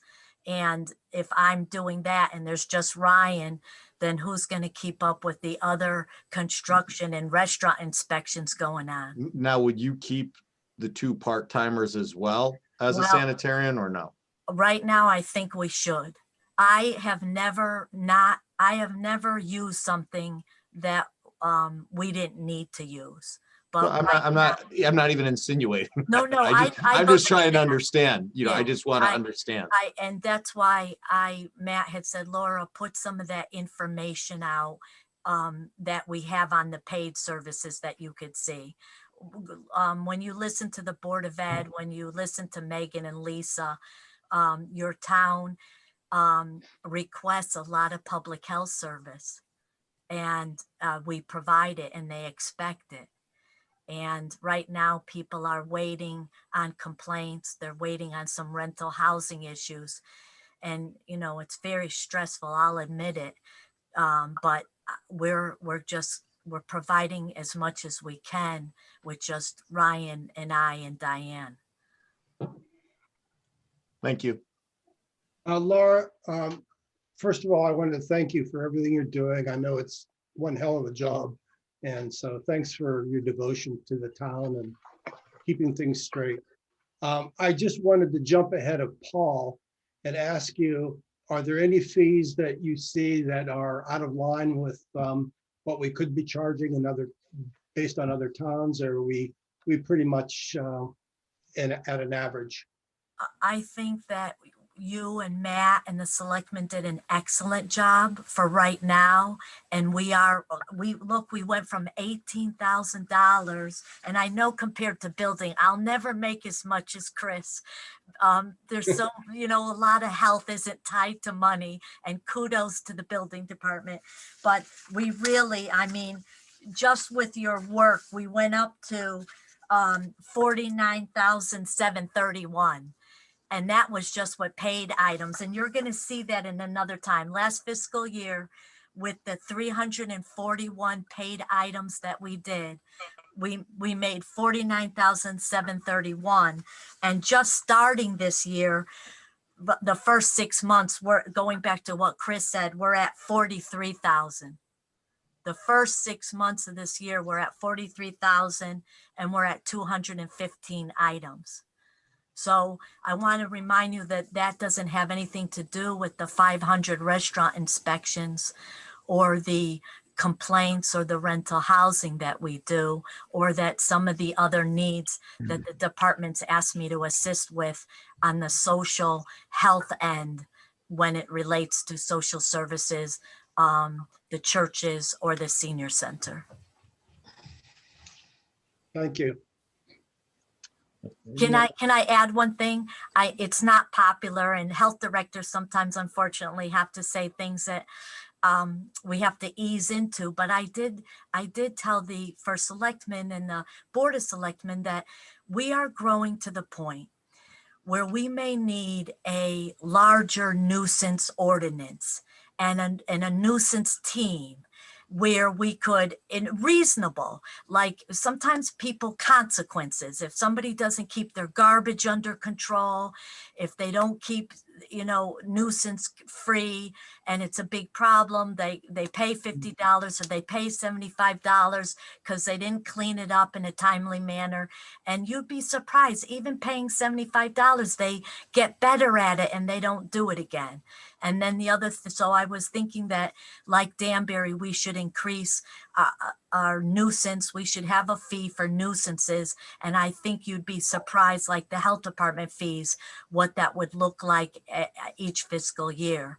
And the other thing is that at some point, with the amount of rental housing that we're adding, I believe that the town of Bethel needs to reinstate a rental housing board and come up with something very basic, again, for rental housing inspections. And I mean that. A Trumbull has a very good one, Stamford does, that could be related to money. Thank you. So, Good so Brad, suggestions, right, Matt? I said good suggestions there, right, Matt? Yeah. Yeah, and I'll have to clean up my yard now. Thank you. or pay the fee.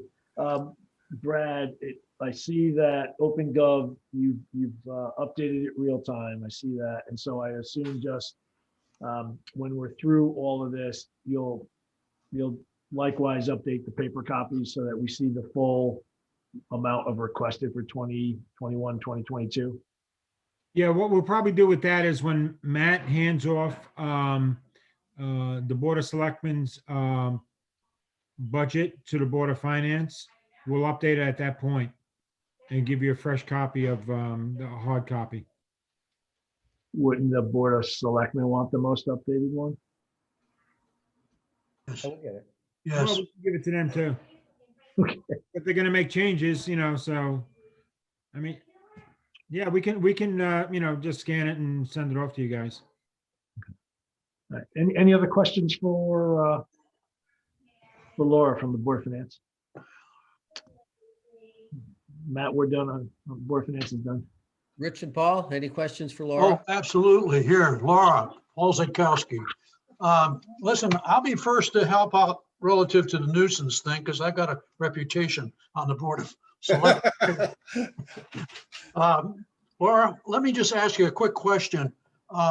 Being in the science field myself here a little bit, retired, but do you think that $77,000 is going to be enough? Because there's just a sort of a supply and demand, isn't it? Yeah. Of individuals? You have a lovely town. We run a good ship, and I'm being hopeful. So you're right. Right now, if you're a very talented public health person, you can write your own ticket. So I don't even like to ask you for anything. So, but so I gave you a bare, 77,000, but Paul, I don't know what else to say. I didn't. But my question is, given the number of people out there, is 77 enough? I hate saying this as a selectman, but in the reality of situation, maybe the person won't even come on board, and the starting might be just 80,000. I know I'm putting you on a spot here, but yeah, I did use the minimum. I okay. did, and I don't. So are there? You think there's people available? I think that I could attract some. Okay. I think that I could. I want to try, and then, if I fail, so that, it's 38, it can't be lower than 38. No. So you're probably right. I'm afraid to say, what were you thinking? What did you say? Well, try to just put a little reality in it. Hey, but listen, I just want to speak to the Board of Selectmen and the Board of Finance. This department has been shortchanged as long as I've been a selectman, which, approaching 16 years here. And Laura has always come up. There's no, when you take a look at what she's working with, we're looking at when the population was perhaps 2/3 of what it is today. I think is definitely needed, this extra person, no question. And, sitting on the Public Utilities Commission, we even have ideas, which Laura probably would say, no, I don't need any more work, but be that as it may, this is absolutely needed for this particular department here. So Laura, listen, thank you. Thank you again on this COVID thing. You've done a tremendous job. I was there a couple of weeks ago. I see how well organized you work with the other departments here. Keep up the good work and thank you. Thank you, Paul. I just had a quick question for general, maybe to Bob or one of the Bobs. Is there no provision, let's say, if someone comes in and they won't, he finds a great person and it's $5,000 more or 10, is there provision to come back to the Board of Finance in a separate situation? Does that exist? Yeah. Well, Okay. sometimes what winds up happening is in wage contingency, there is Right. additional funds in there to be able to make up that difference. Okay. So it's already approved in the budget. Because I agree, Laura. You have two things. It's like some amorphous mass that's shifting, and we don't really even know where it's going. Because you've got COVID here, and you've got the growth of the town and the different levels of need. So I get that. I'm just thinking it's such in a state of flux that if there is any provision to come back, that that would be an option. That's all. I know you need it. Okay. Go through the Board of Finance again. Oh, it looks like Rich has his hand up, and then Brian will go to you. I think Rich. Yeah, I just want to thank Laura too for all her hard work, she needs the extra help. She's been asking for many years for this extra help, and she's just going to get burnt out on it. So I support her for getting this new person to help out her and the town. Thank you. Right. Laura, you said the minimum you could pay someone's 38 an hour, correct? No, yeah, I think in our region. So that I'm comes sorry, out, about 38. so just for the budget, that comes out to $79,040. Then I calculated wrong before and I apologize. Oh, that's all right. I'm just, if we want to talk, it's going to cost at 38 an hour, comes out to $79,040. And If you're working a 40-hour week, I'm assuming. Yeah, I hope so, like that. So Paul, touche. Yes. And Sounds no, right. you were right on your number. And Brian, I'm sorry, that's on me. Hey, Brian, I think Laura would like to get down to 40 hours at some point in the future. No, I know Laura works hard. There's no doubt. Not I for don't think- nothing, but Laura always works 7 days a week. Last year you were Yeah, working 7 days a week. The year before you worked. I've 7 gotten the Sunday email from her on a question I had, so I know she's working. So Brad, I don't know, maybe you're gonna put 80,000 through whatever it is, we'll be on the lookout. We'll know what it's there for. Yeah, we'll have to look at it. We'll have to look at what, like Laura's a 35-hour-a-week employee. I know she never works 35 hours a week, but technically she is a 35-hour-a-week employee. So we'll have to look at it and look at what Ryan is and the rest of her department. Thank you. Okay. No other Thank you questions? very much. All right, thanks, Laura. Hey, Matt, just as a process point, we're an hour and 30 into it. We've got a number of departments left. I think they will go relatively quickly. What do we think about a 5-minute recess? Well timed, yes, absolutely. People up for that? All right, let's try to do a, yeah, okay, 5-minute recess, and then we'll come back. Okay. Cool, thank you.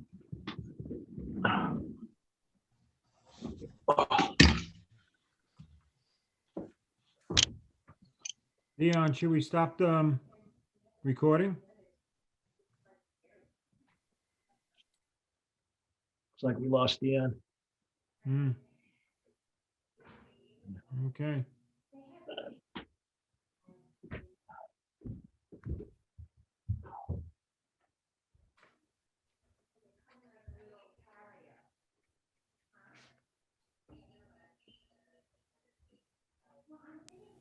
So how you doing, Bob? Not too bad, Chris. The next 13 of mine. Oh boy. Hopefully it goes quickly for you. I mean, it should. Yeah, Let's put it that way, but you yeah, never know. yeah, You never know. yeah. So how are you? You got 5 minutes for each department, Bob. Well, probate, treasurer, I mean, those should be 30 seconds. Hey, Rich. Yeah. Thank you for looking out for me, man. I appreciate it.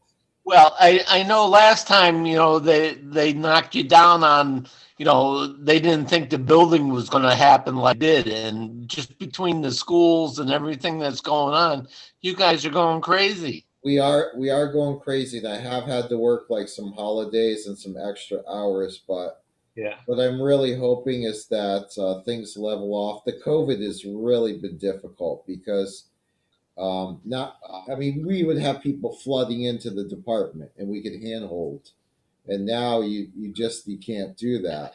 Everything's getting mailed in and stuff. But with the software and everything, we have much better communication with the public. And I think that's Yeah, but unfortunately, I'm old school. I like to come in and talk to you guys. well, hey, absolutely, Rich. Which I'm hoping by like July or sometime like that, maybe we can get back to that. Appointment and come in. Yeah. Yeah, I mean, you could come in by appointment. Yeah, I mean, Yeah, comes right. in every now and then, you know? Yeah. Well, you're an employee Okay. too. You can come anytime you want, Rich. Realistically, you work at the place, right? Yeah, I know. Unfortunately, I took on a remodeling job in Newtown, and I'm spending all my time over in Newtown. Oh, how's that, Inspector? Huh? Well, we had a stone chimney built, a real fireplace built. And he said he'd have to go back and look at the book. He hasn't had one in several years that he inspected it. Yeah, I got a phone call. They were putting up a masonry fireplace, and he asked me to do the hearth inspection. I was like, "What's that?"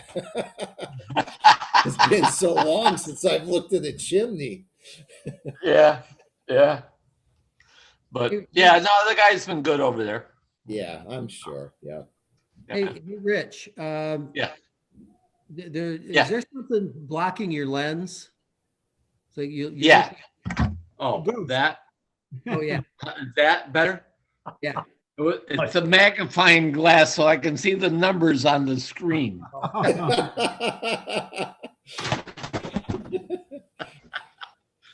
I thought it was to make you look better, some type yeah. of like, Yeah, lens. younger. So, Chris, the schools are going to be finished by March 1st? No. I think they said For the May. most part, yeah. I mean, there's going to be. Yeah. We had a meeting today, and the big nut to crack is getting the HVAC systems squared away, because with the COVID requirements, everything's wide open for the fresh air changes, and they really can't do the air conditioning commissioning till the summertime. So the plan is to issue a TCO. Okay. So they All can right, I'll operate. get that. And then probably at some point during the summer, after they've commissioned the air conditioning systems, and I've got all those reports, that will issue the certificate of occupancy, Okay. which I'm supposed to meet with you and Teresa about. Yeah, I mean, we talked to the insurance company the other day. Yeah. And if you issue the TCO, we can switch over to the regular, get off the Okay. builder's risk insurance Yep. and switch over to the regular insurance. Yeah. yeah, what I'm planning to do, and I talked with Teresa, is we'll list all the spaces on one document, issue as a TCO. That way you'll have everything there. It should be very clear to the insurance companies but I Okay. think we'll probably have the meeting anyway. Yeah. Okay. Yeah, site work won't be started until April. Generally, April 1st, they'll go back and finish up the site work. So they Well, probably got I guess that doesn't affect the builder's risk insurance, the site work. It has no effect on it. Okay, Oh, Yeah, yeah. all But, right. you know, if you're gonna wait until you commission HVAC for the regular CO, that's fine. But okay. if you issue the temporary one, that's okay for the insurance company. Yeah. Yeah. We're planning on issuing the temporary and listing all the spaces in the schools. Okay, This is a big job. yeah. Yeah, it was. Two at one time. That Rockwell, that was a big problem, Rockwell. You know, my recommendation, if we knew what we know now, I would say knock it down and start over. It was so much work in that one. But what a beautiful place it'll be for the students when they come back, because I saw it when it first started and what it is now, and it's a Yeah. huge difference. It's a great thing for the town. All right, I'll take a quick break.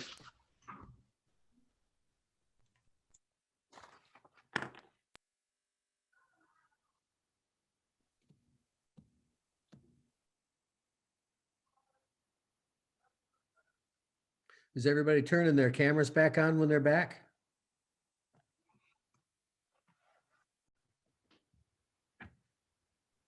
Okay, Rich is back. Everybody ready?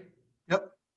Okay, so we're back in session. Deanne restarted the recording, so I'd like to welcome Nick Cataldo and Dave Airy from the, still says data processing because we haven't changed it in the charter yet, but IT department. So Nick and Dave, I don't know who's going first, but go ahead. Floor is yours. And you're both muted.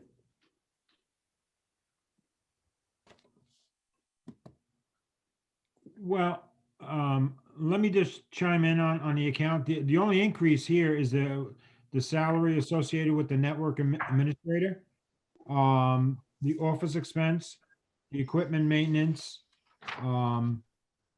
professional services, and the contracted services. And that's for all of the licensing agreements we have with the different software like Munis, like OpenGov and that sort of thing.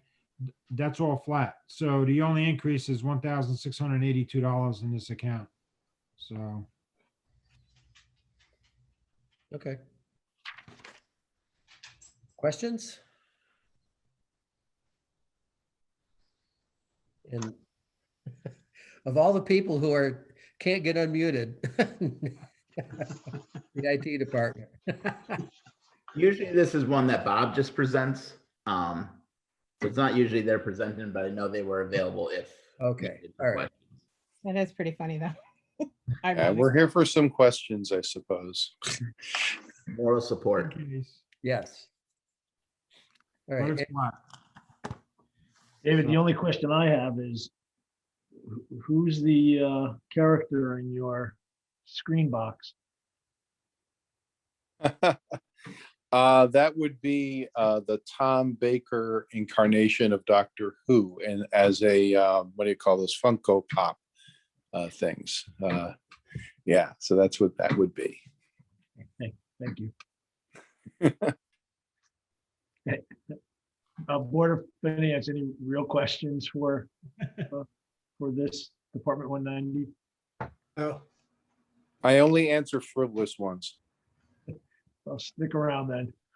I think I want to ask if either of them are contracted employees. Just for my edification. Dave is with the Board of Ed. Okay, so do they, Yeah. oh, is he the one that they share? Yeah, Yes. we share. Town shares with the Board of Ed, is that? And Nick is our employee. They Yeah, I work know, together I in know the Nick. same I know office. Nick is. Okay, Cynthia, I'm sorry, I want to make sure I understand the question. When you say contracted employees? what do you- union. Mm-mm. Classified, doesn't classified mean non-union and contracted? Hmm? Yeah. Yeah. That's what I meant. No, neither. Neither of those, I've Oh, heard, well, Board of Ed, I don't know, but Nick is not. right. You got it. No, I was just trying to explain to Bob Manfreda, there's a distinction that when I say contracted, I mean union, and when I say classified, I mean non-union. Right. That's all. Yeah, thank you. Okay. I get it. I do now. Thank you for explaining. Yeah. Any other questions for the Board of Finance? Matt, nothing else from the Board of Finance for 190?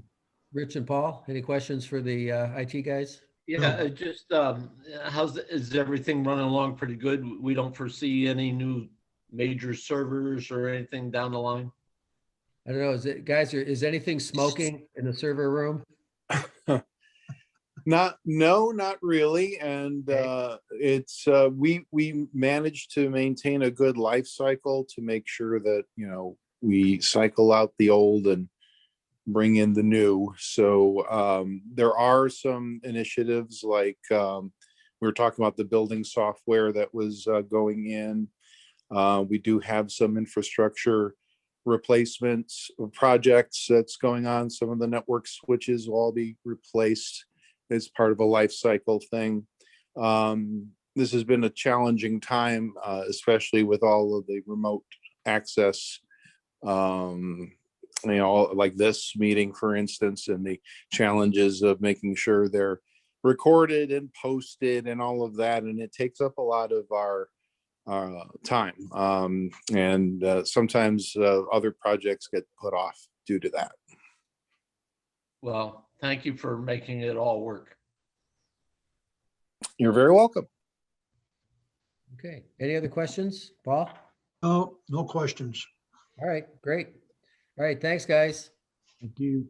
See you tomorrow. You're welcome. Okay, so we're gonna go back to 100, right? Mhm. Okay, so selectmen's expense, you'll see there is a 1% change. Nothing changes except the salary line, and I will tell you what that is.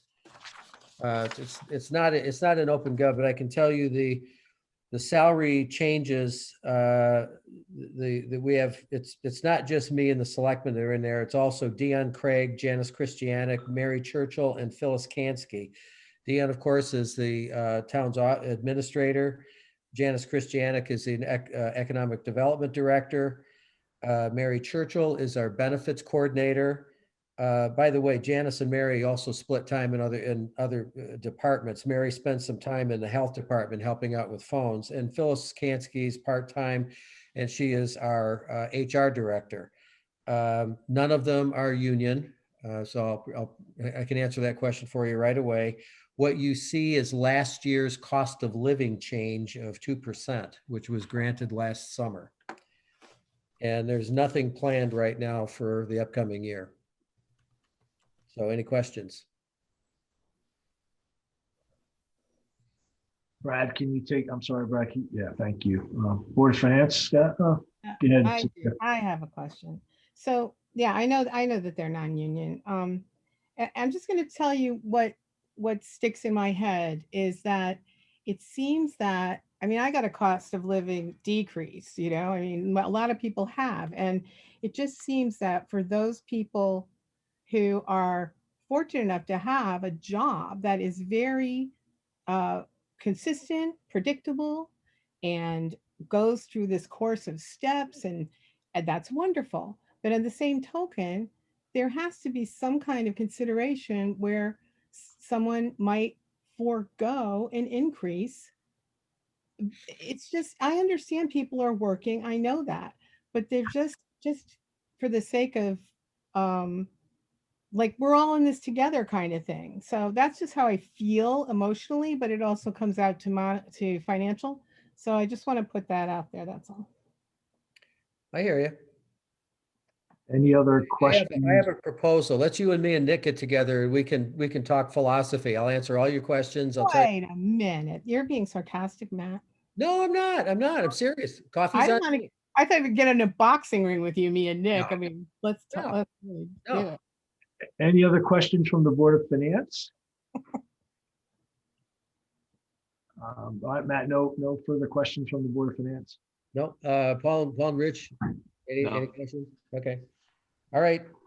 So let's move on to treasurer and Bob and Brad, I think you guys are pretty much it for the rest of the night, right? I think so. I think so. So the treasurer's department is exactly the same. The Board of Finance has control over it's an elected office. The salary is $5,500. That's being proposed in the current budget. It is $5,500. And it's up to the Board of Finance if they want to increase it or decrease it. But that's that department. There's no increase.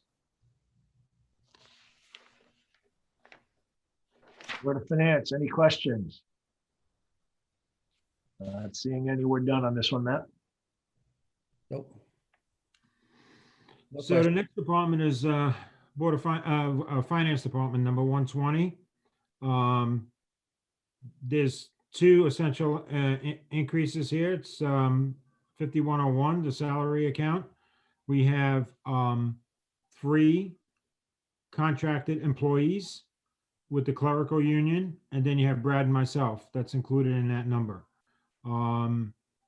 Brad's increase and my increase from July is included in the 393. And like Matt said before, there's no planned increase at this particular time for next year.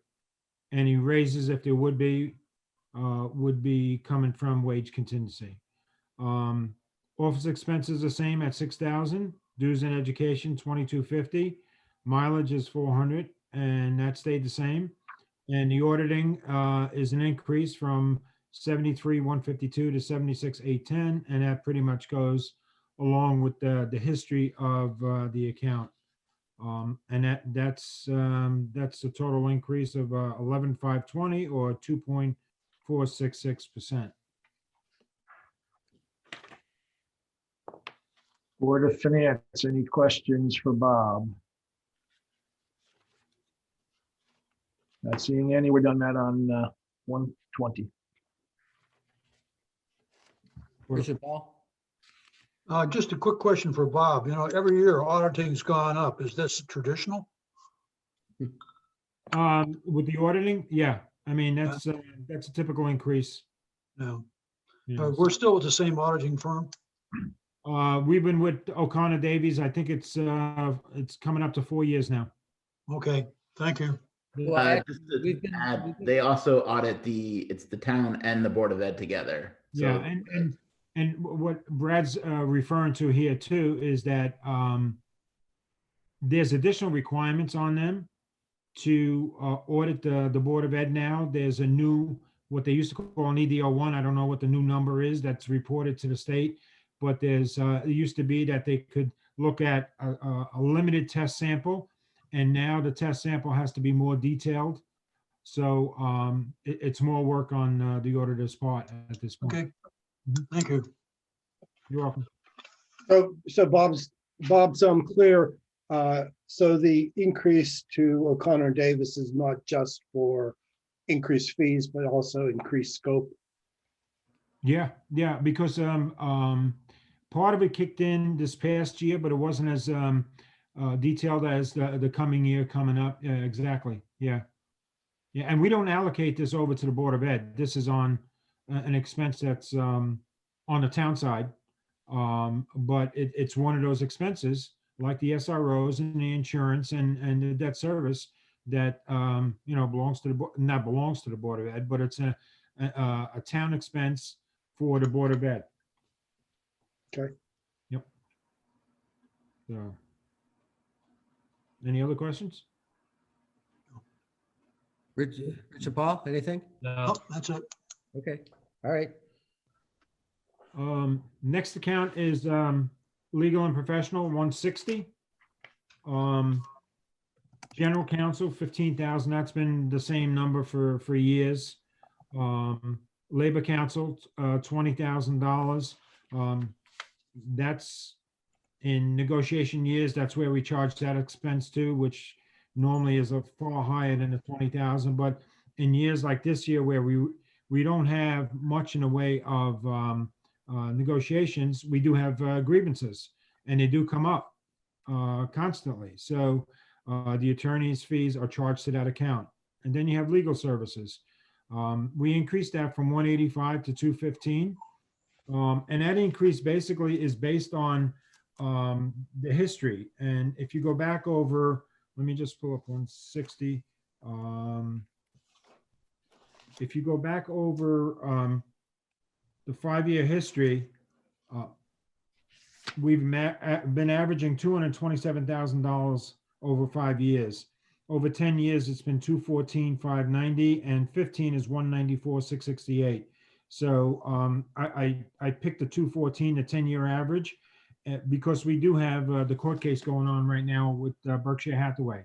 Don't know when that the appeal is going to be completed, but at this point, it's probably going to be in line with that number, somewhere around 215, 200, maybe $20,000. So it's up. That account's up. That line item's up $30,000. And then the claim settlement, that's actually down a little bit. It's just, it is down. It is down from 31,080 to 14,830. This is for the heart and hypertension cases that are out there. And we have one that's going to be coming to an end in July. I think he gets 2 payments in July, and then his case is completed, and we accomplished what, according to the court decree, we completed everything that we had to do. So we have one other case that's still outstanding, and then there's another 3,000 in there for court settlements, minor claims against the town. So those items, the increases add up to about a 5.476% increase at this point.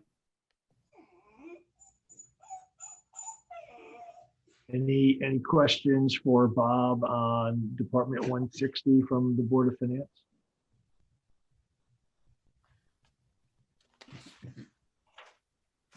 Looks like not.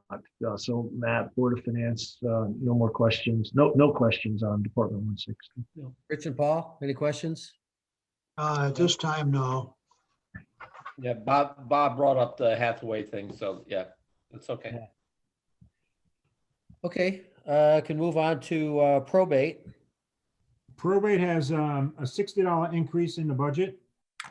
Probate court is housed at the town of Bethel, but it's for the 4 towns, Reading, Richfield, Newtown, and Bethel.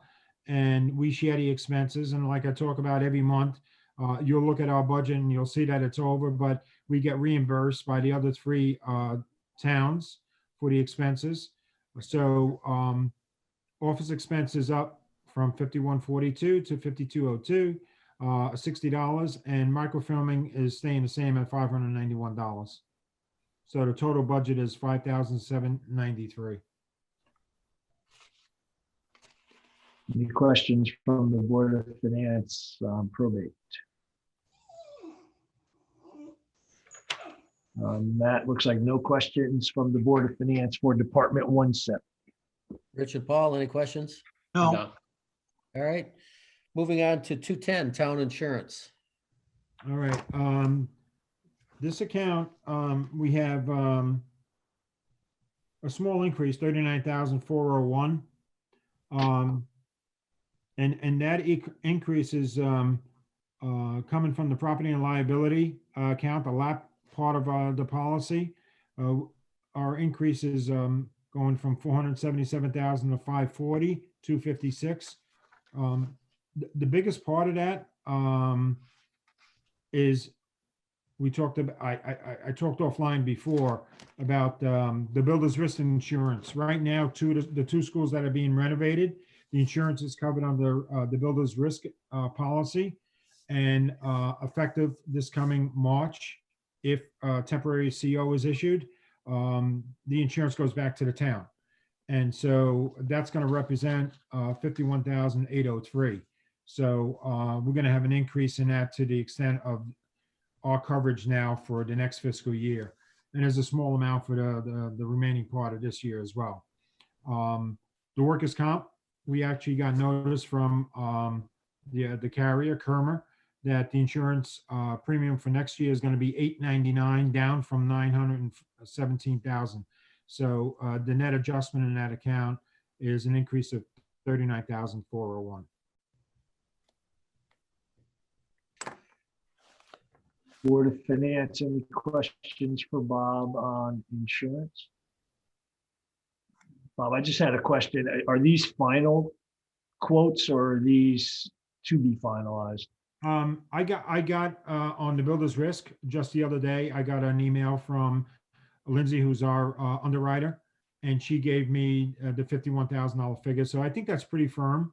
The only thing that may change, well, it's not going to change next year, but it may change the smaller number for this year is if the TCO is issued April or May as opposed to March 1st, pushing that off. But I talked to Chris before and when we were offline, and it looks like it's going to happen in March, so, and as far as the workers' comp and the other part of the lap policy, yeah, they gave us the number probably 2 weeks ago, the day before the Kerma annual meeting. They let us know what the percentages were going to be and the actual dollar amount. So they're pretty firm at this point. Thank you. Mm-hmm. Board of Finance, I'm sorry, any other questions for Bob on this? Matt, looks like no more questions from the Board of Finance. Okay, before I turn it over for questions, I just want to make a couple of comments about the workers' comp. Now, Bob will remember this, and I think I'm sure Rich and Paul will remember this. 10 years ago, when we were going through this budget process, we were looking at a 30% per year increase in workers' comp premiums, 30% per year for 3 years. And we left that company and went to Kerma, which is it's a member-owned nonprofit. It's a part of CCM. They only do municipal and public sector insurance. So it's a nonprofit. I'm on the board of directors or board of trustees. And we have actually had several years in a row of decreases. And that didn't happen just because we changed companies. What Kerma has helped us do is put together an aggressive risk management department. Brad Hearing heads that up in his spare time. So we have collectively between all of our outside departments, so the highway department, the park and rec crew, anybody who does heavy labor, have collectively in the last 2 years taken 665 online courses. We have had an ergonomics expert from Kerma come out and work with our highway department for a couple of days and looking at all the things they do. We now have a system where we proactively make sure that all the safety equipment is up to date, that people are well trained in their jobs. And if there are workplace related accidents, we have new rules in place that on pain of discipline, employees and supervisors must report them immediately, and we have an immediate review, an accident review. We also have a safety committee in place, and the Kerma representatives and our insurance consultant sits in on those safety reviews, and any claim is reviewed to find out what happened and why. So if there was any kind of a lapse in training, if there's any kind of a lapse in use of safety equipment that needs to be corrected, that action is taken. So this is why our workers' comp number goes down. It took a lot of years of work to get to that point where those numbers are coming down. But I want to thank Brad for his work on that. Eileen Earl also does a great job with her crew, making sure that they are following all the safety rules and regulations related to their job. And this is the payoff we get. We've also earned, of course, we can't project it in this budget, but in the last 5 years in a row, we've also earned rebates from Kerma based on our risk management performance. So just wanted to point that out, that savings are hard to find, but if you work hard enough, you can get them. Thanks. Thank you. So Rich and Paul, do you guys have any questions about that? I have a question for Bob. under property and liability. And this is sort of a futuristic type question. If and ever we have complete this firing range for the police station, you're going to have roughly about $1 million internally there. Do we have enough money in this particular account to cover that? Or do we have to add on to it? We may have to add on to that. Any idea when that would be completed? No idea. Don't ask me. That's one of my hot topics. I mean, It's really being decided, and I'll let Matt speak to it. It's being discussed between the building committee, the attorneys, and I don't know. That's about my level at this point. How we're going to solve that problem. I mean, I can check with Lindsay to see what the effect on the policy would be. You know, it doesn't sound like it's going to be for the full year. You know, our increase for the remaining part, if we do switch over from the builder's risk to our policy March 1st, is somewhere around $12,000 for the rest of the year.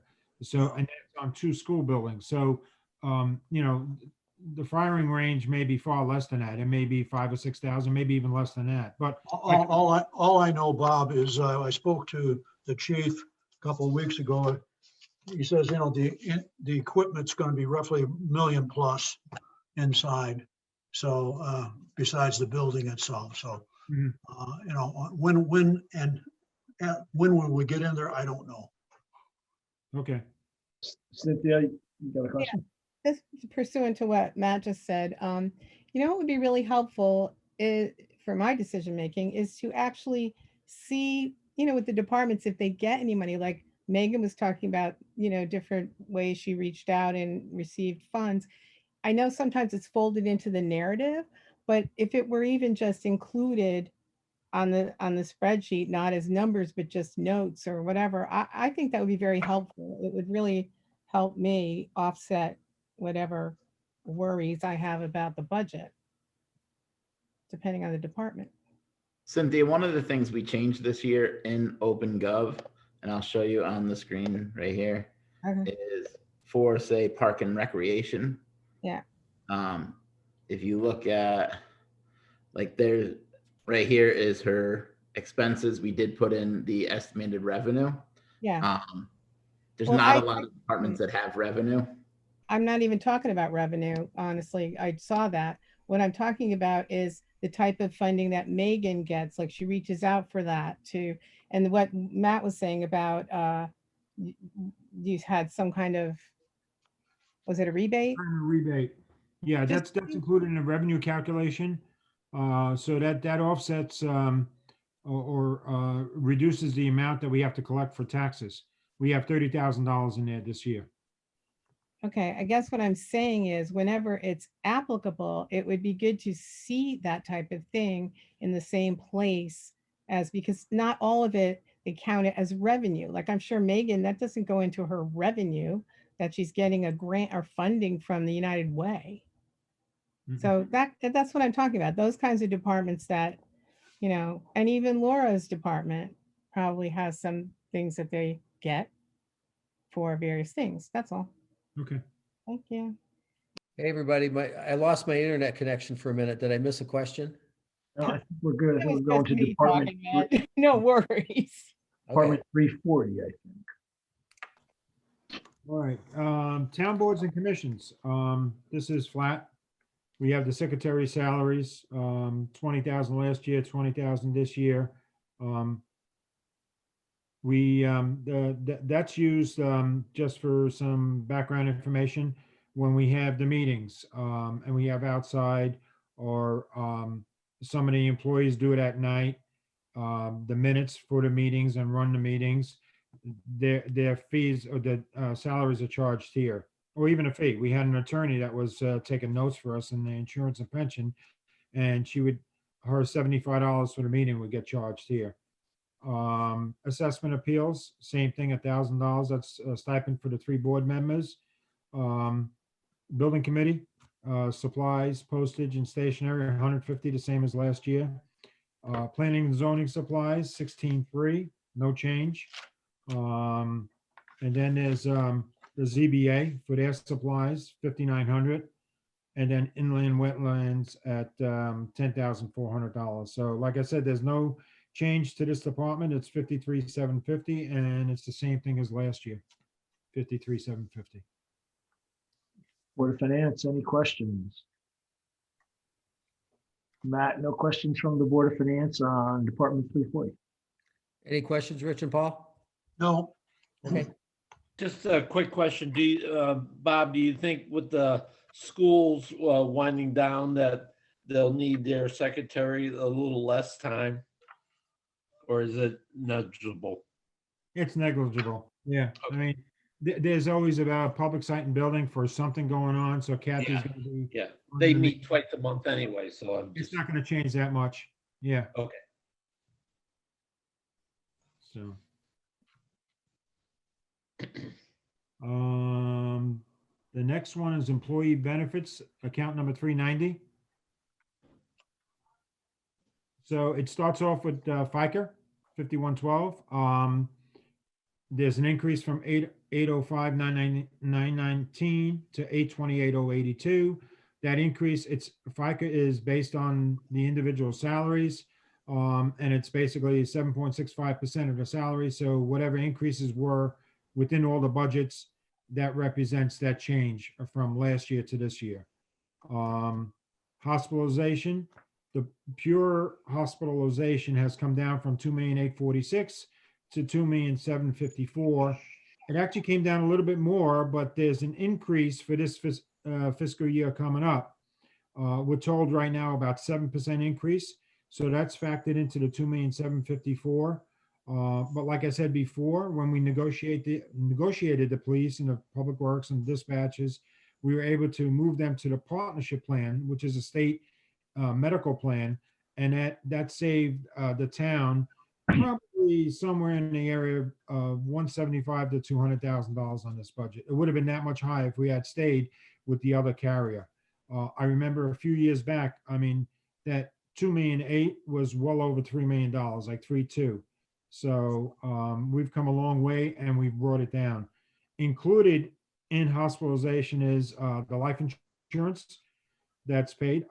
That's at 37,862. And then the waivers and other benefits is at 75,000. Waivers are for employees that elect not to take the insurance, and depending on the unions, they'll get different stipends for not taking the medical insurance.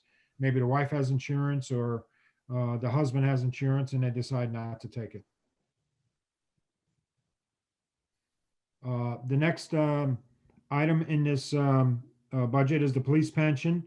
And that has come down from 981 to 967. And then it was last year we had a different chief, and our prior chief had his own defined contribution plan, and we had to contribute 17,934. We don't have that this year because our current chief is part of the pension plan. So the overall change is just slightly from $1 million to $968,000. So we have a positive reduction there. And then the employee pension plan. The pure defined benefit plan has gone from 1,231,000 down to 1,134,000, almost $100,000. But we have the defined contribution plan for the employees that came on after, and I forget, there's different dates, but it's about 4 years ago, where any new employee is not part of the pension plan anymore. They're part of the, almost like a 401k, but it's called a 401b plan. So we have another 150,000 in that account for that purpose. And then we also have for the teachers' aides, they have a 401a plan, defined contribution, and that's about, it is 171,273 for a total of 1,455,000. The net result of this account is that it's up 10,075 or 0.16%. Any questions from the Board of Finance on Department 390? Brian? You're on mute. Just in your totals, you show a 0% increase, but it comes out to like 0.99. If you look at the top, you went from 6,100,000 something thousand. If you look over to your proposed budget, it's not a 0%. It's actually almost a 1% increase. No, I said 0.16.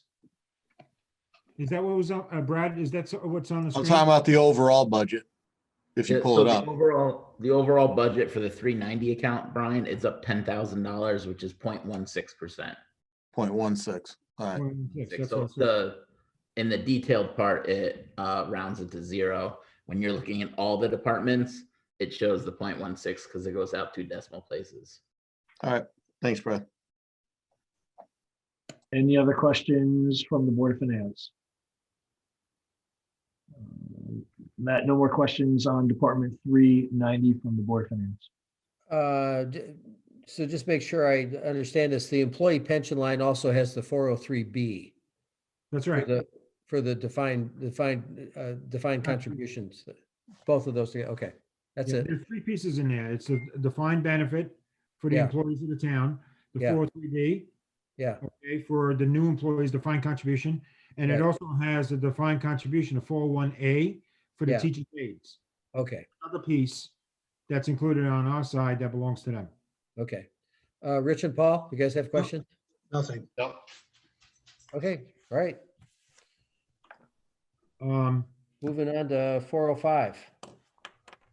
So this is intergovernment agencies. CCM kept their dues exactly the same, 12,160. So did cost at 1,025. I think this account is flat. Yeah. But anyway, I'll go through it. It is. Heart Bus and Sweetheart Bus. They sent in their request for this year based on a number of routes that they ran last year in the town of Bethel. And the Heart Bus stays the same at 50,520, and Sweetheart is 87,870, the same as last year. Dues for Westcog is another association that the town of Bethel belongs to, is 9,527, the same as last year. And then, although we didn't have it last year, but the Memorial Day Parade and related activities where they put up the flags at the different cemeteries in town, we always budget $4,000 for that purpose. And then Veterans Assistance is $350. It's been the same forever, that number. And then the civic improvements stayed the same at $3,400.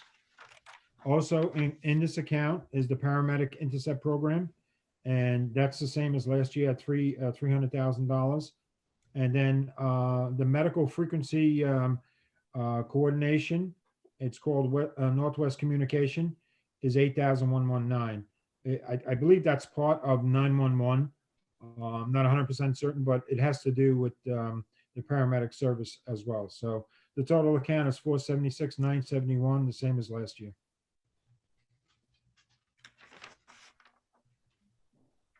Brad, if you wouldn't mind maybe taking down that page so I can see folks. Any questions? Cynthia? Yeah, I just don't understand why the senior van, which is operating pretty much nonstop, wouldn't cause the Sweetheart Bus to have less ridership. I just don't understand that, because I know that that was the option for the seniors. They weren't able to get the Sweetheart Bus to come or something. So does anybody look into that to see if they're requested? I mean, their ridership might have been down this past year because of COVID. And maybe that's the reason. The senior Typically, every year they have a small increase, and this year there was no increase whatsoever. Like I Right. said. What I'm saying is, why would they even get the same amount? Their ridership would be down from COVID, and the Sweetheart Bus would be down because the senior van, at least from Bethel. Well, I think there's these organizations are figuring that, coming into the new fiscal year, hopefully it's a change and it's gonna come back to somewhat normal conditions. I understand that, but I'm saying, well, the senior van is just a senior van. I really do think that should have an effect on that ridership. Does anyone ever speak Yeah. to them? Do Yeah. you talk to them? Yes, I talked to Rick Schreiner, who's now the I know. CEO of I know Hart. who. Yep. If you remember a couple years ago when we were debating the van, which we got on a grant, the Hart system was overloaded and not able to take, there was a certain percentage of our population that couldn't use the Sweetheart system or the regular buses, because especially the Sweetheart, Yeah. in some cities they call it dial-a-ride. So the Mhm. senior van picked up that overage, but the Sweetheart bus is for anybody at any age, anybody who has limited mobility, and that's still being utilized. Plus, for better or for worse, no matter how many people are using the bus, we get charged, all the towns in the Hart system get charged because the buses are running. So yeah, their ridership might be down, but they're still running buses for those people that have to get around, like hospital employees and people who don't have cars, work at the mall, that kind of stuff. But So I recall when we were talking about the van, the senior van, that it was mentioned that they base it on percentages of people coming from different towns, that they serve in different towns. That's how they base what they ask for. Because I've spoken to Rick, I know who he is. Oh, who Hart, you mean?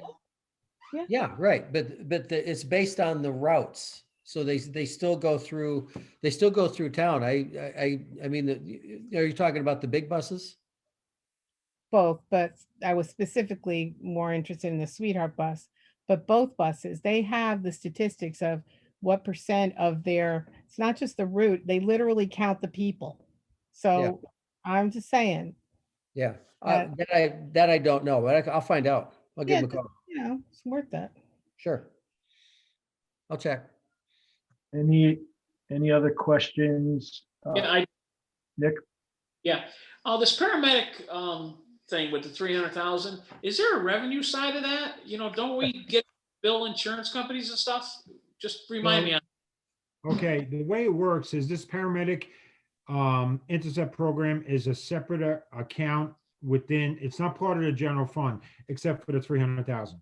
So we transfer the $300,000 into this fund on Bethel's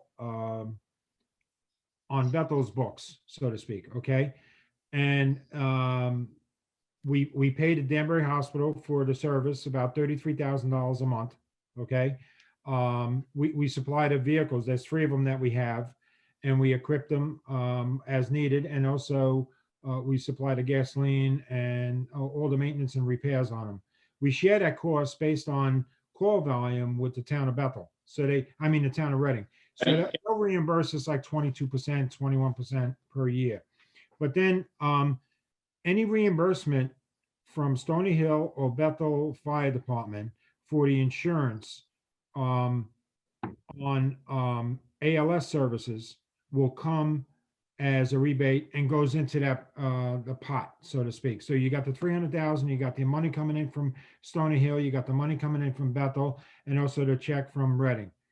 All of those are added up, and then we have our expenses against it, the fees to Danbury, and the net result is it's pretty close to a break even. Sometimes it's a break even. Other years it's a deficit, a small deficit, lately anyway. And it all depends on the insurance reimbursements. But yeah, there is reimbursements that come through from both the firehouses. We don't do the billing.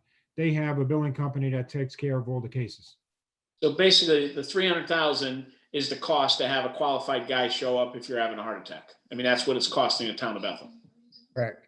Yeah, it's part of public service. Originally, it was supposed to start at when I came in 11 years ago, it was 195,000. And it was supposed to, they thought the program was going to zero out, work its way down to zero with the insurance reimbursements, but they quickly found out that wasn't happening, and it went from the 195 to 300,000. Okay, thank you. You're welcome. Any other questions from the Board of Finance? Matt, no more questions from the Board of Finance on Department 405. Rich and Paul? Yeah, just a quick question to Bob. Again, on the paramedic. When's the contract expire with Danbury on this? I think at least another 2 years. I think we, Okay, so the numbers that we got are stable. Yeah. oh, yeah. Okay, that's all, because I know there's a time limit on the contract. So, and Paul, just so you know, there's no other provider anymore. Danbury, Nuvance, or what's it called? Is it Nuvance? Nuvance. Yeah, they took over Danbury Ambulance. Joe DeSimone sold the business. So, Did he really? yeah, so they're the only ones in town now. Monopoly. Yeah, by your competition. Matt, Yeah, go ahead. or through Bob, there's all different kind of reimbursements on the ambulance service. The ALS is the most reimbursed. There's the advanced life- BLS, and then there's some people who don't have insurance, you don't get reimbursed. So for Nick's information on that. Yeah, Okay. I mean, the reimbursement varies. You know, if there's a private insurance, we're gonna be reimbursed a lot more money. Right. If it's on Medicare or Medicaid, Less. it's very small. I think it's $110 on a call. And they're billed like $1,100 for the ambulance. Yeah. But just to clarify, it's 300 plus what we get for insurance companies to pay the bill. And the then year. plus also the check from Reading. Right. All the revenues plus 300 is paying for the expenses. Essentially, you know, some, like I said, some years it's a small surplus and other years it's a small deficit, you know. So it just sits in an account like the train station type of thing, and anything? It has its own, yeah, it has its own account. Yeah. Yeah. Mhm. Thank you. Mhm. Okay. Any other questions? No. All right. So move on to 410 utilities. Okay. Net effect on this account is, we're down 80,288. The gasoline, unleaded, and premium diesel fuel, we had small reductions in the price per gallon. But the number of gallons based on usage over last year and the year before, we looked at the history, is up slightly. We went from 55,000 gallons to 60,000 gallons on unleaded gasoline and 23 to 30,000 on the diesel. And so our projected cost on 5204 is going to be 171,486. On the fuel oil, we have an increase of about $5,000 from 20,000 to 25,974. And it is the gallonage has gone down a little bit, 11,004 that we're using on the fuel oil. And the price per gallon is at 1.8398. And that results in about a $20,000 cost to us this year, up from 13,000 that we budgeted last year. And then utilities, there's a bunch of accounts in 5321. You have electric, you have natural gas, telephones, Aquarian water, the hydrants, and then town of Bethel bills the town of Bethel for hydrants and sprinklers and water use. But the big one is the natural gas. We've gone from 1,165,000 to 1,175,000, a very small increase, 10,000. Natural gas is down a little bit. And the other accounts, telephone and hydrants, are basically the same as last year, 100,000 and 74,000. But the water company, we're looking at the town of Bethel with the hydrants and sprinklers going from 301 down to 275. And the water use for the town is going from 138 to 115. So that account, 5321, is going to be down about $100,000, 22,294,000.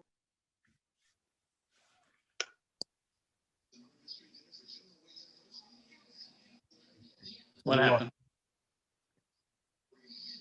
We lost Bob. I think he disappeared. You know, he lives up here in my neighborhood, and my internet just cut out a little while ago. It looks like, so I'll take over for Bob while we wait for him to come back. So he was finishing up utilities. So utilities is down 5%, and streetlights was budgeted at 80,000. Now it's budgeted at 82,000. Hey, Brad. Yes. That street light number still puzzles me because not too many years ago, we went to, didn't that come down when we went to LEDs? Yeah. It did, and I think the usage went down, but the delivery is what's still keeping it high. Oh, yeah, thanks to Eversource. That's right, delivery, yes. Okay. Been in the news. I have a question. I hope Bob K didn't get sucked through a portal or anything like being John Malkovich or something. So, would you say that some of these savings are related to less occupancy and less usage of buildings in general? There could be some of it. Some of it is locking in the contract with their provider, and some of it is the solar farm. Because we get billed less from Eversource because it's the net metering on the solar farm. So that's the reason that you're seeing the utilities being down 5%. A lot of that is the solar farm. I don't know about, I mean, I'm not doubting that, but it's just that it's never been that much of a decrease. So I understand it takes a little while, but so the delivery, I know mine went up 100%, the delivery on Eversource. It's insane. At one point, Bob K was going to get a breakdown of the various buildings and the solar farm usage, or what percentages of usage were for each, area. And that, I don't know if that's going to happen or if it could happen. It's the way they bill it, it's very convoluted how they do the solar farm because it's all the net metering. So we don't really get a bill for the highway department now. I believe it's Rockwell School is also on the net metering. There's 5 accounts. So it's not just like they cut you a check for it.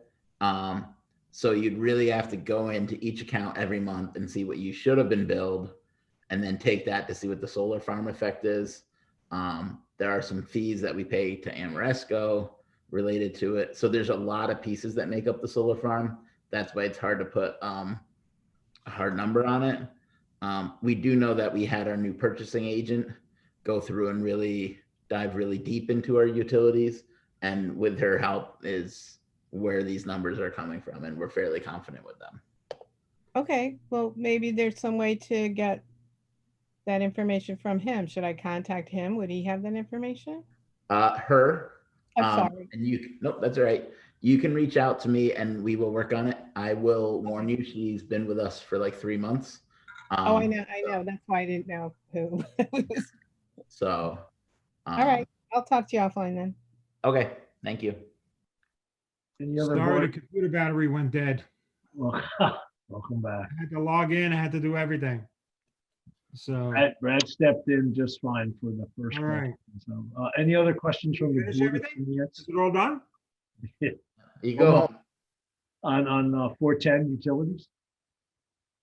All right, Rich and Paul, any questions? No.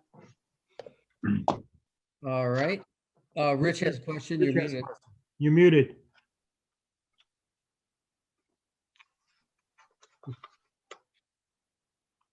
My dog is whining in the background, so I keep muting them so you don't hear him. Bob, you had mentioned the hydrant on utilities. The price had gone down for hydrants. Could you tell me what that number was again? Yeah, the quote I have is the hydrants, 301 to 275, 26,000.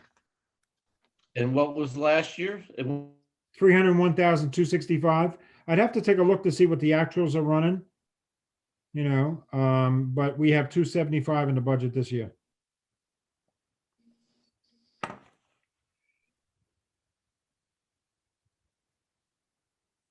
I know the amount, Rich, from PUC has stayed the same, so it may be that we had more budgeted last year than we expected to use. And it's All right. usage is bringing it down to 275. My guess, Bob, would be that Subby didn't realize that the bills that come from the other water utility are. We for have the that. hydrants. We have the querying in there though. Yeah, all It's a right. separate line item. Okay, Yeah, All right. but maybe it is, I'll ask you to look at that for PUC. yeah, definitely. Okay. Thank you. Hmm. Because we don't have less hydrants. If anything, we have more. Except that maybe the usage is down only because maybe we over budgeted last year for, No, that was the hydrant use, the hydrants I was talking about. yeah, that's what I'm looking at. Aquarian is 70,000 and the town of Bethel is 275, but I'll check into that. Okay. Mhm. Thank you. You're welcome. Okay, moving on to 420. Miscellaneous charges and transfers. Well, this one has a huge reduction. We have a $215,000 reduction in this account. The first account is contingency, 5350. It's the same as last year. Then we go to 5353 of wage contingencies, and we went from 322,778 down to 107,6. We have a couple of unions that were finally negotiated, so the negotiated salaries were moved into the different department budgets. Town hall's expenses remained the same at $40,000. The CNR, capital non-recurring, stayed the same at 650, and the capital equipment account stayed the same at 2,500. So we went from 1,075,000 down to $860,000, or a reduction of $215,000. Great. Sorry, Brad, could you take down that page, please? Any questions from the Board of Finance on Department 420? So is some of this wage contingency reduction go to the police? All of it went to the police. All of it? Well, not all of it. You had public works in there too. Yeah, And we had, dispatches. You had the 3 unions. Okay. You had 322. Now we're down to 107,600. $107,600.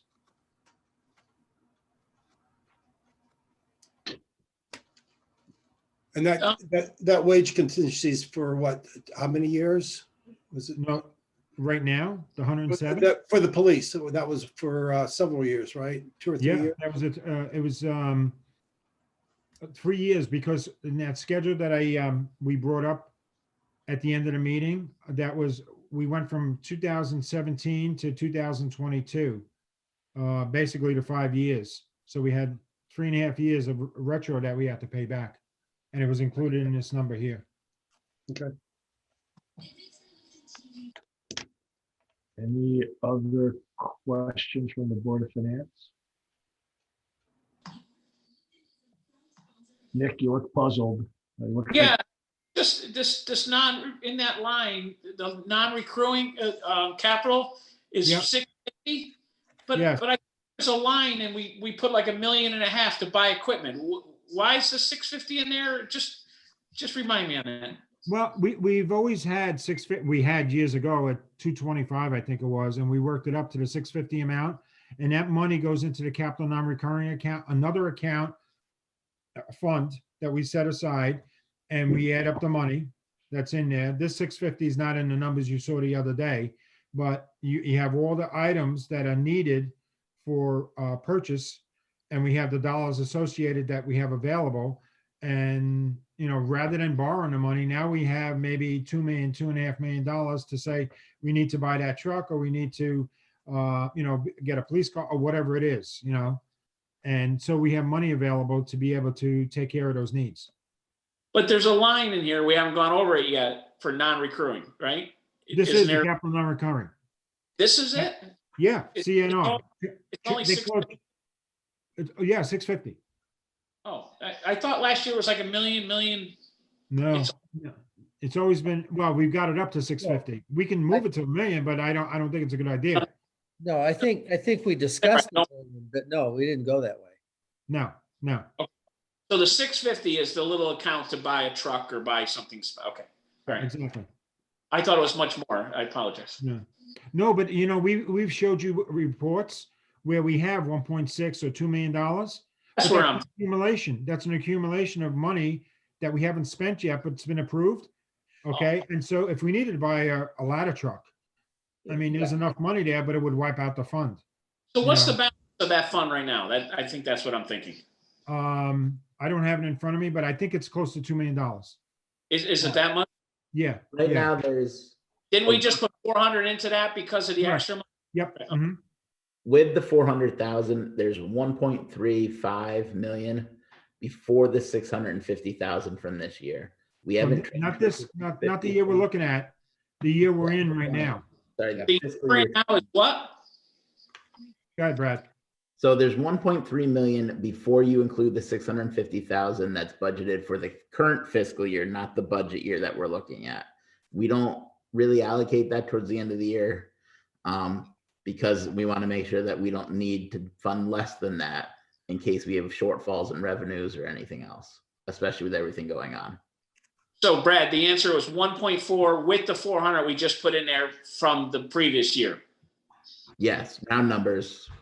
Yes, right, round numbers, right. Okay, great, thank you. Any other questions from the Board of Finance on Department 420?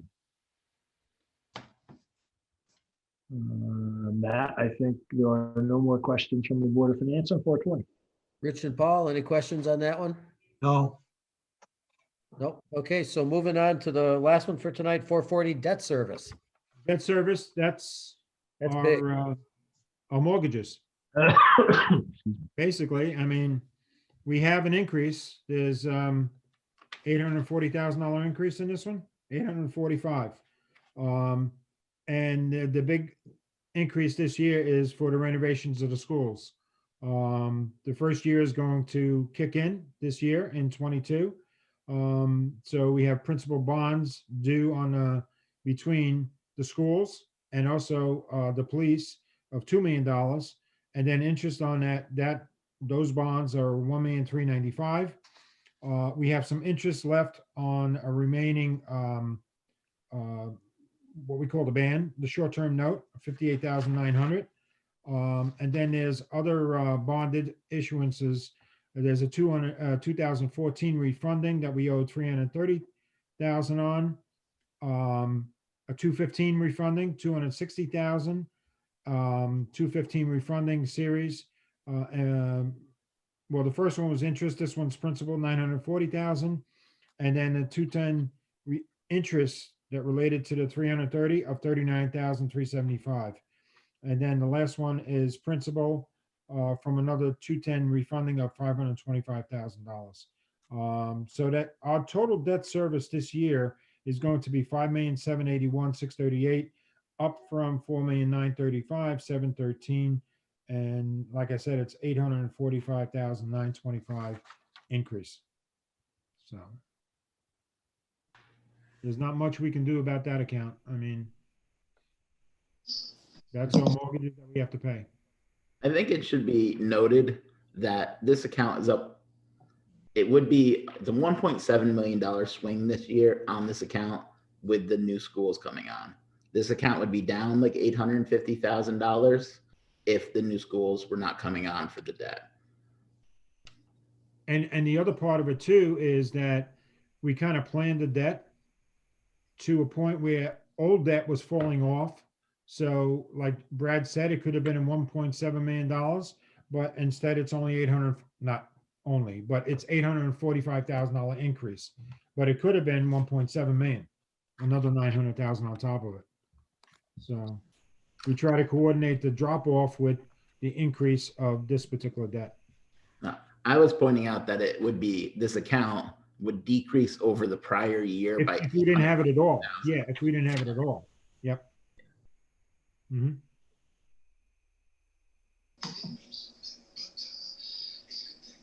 Any questions from the Board of Finance? Can I just ask, 5638 line, what is that? And the Board of Finance cut 250? Just tell me what that is. The 250, the Board of Finance cut 250 is from last year's budget. It was a note that didn't get taken out. I just took it out. That was the reduction that was in last year's budget. It was zeroed out because there's any remaining short-term debt. That's for the short-term debt principal payments. The plan is to roll it into a bond. All right, so that's something internal basically with you guys. Okay. Yes. Thank you. Any other questions from the Board of Finance? No further questions from the Board of Finance, Matt, with respect to Department 440. Any questions, Rich and Paul? No, gotta pay the debt. I have a question, Matt. Rich, go ahead. Um, As you mentioned before, Bob, things have been dropping off. Are things going to drop off more in the next year or two?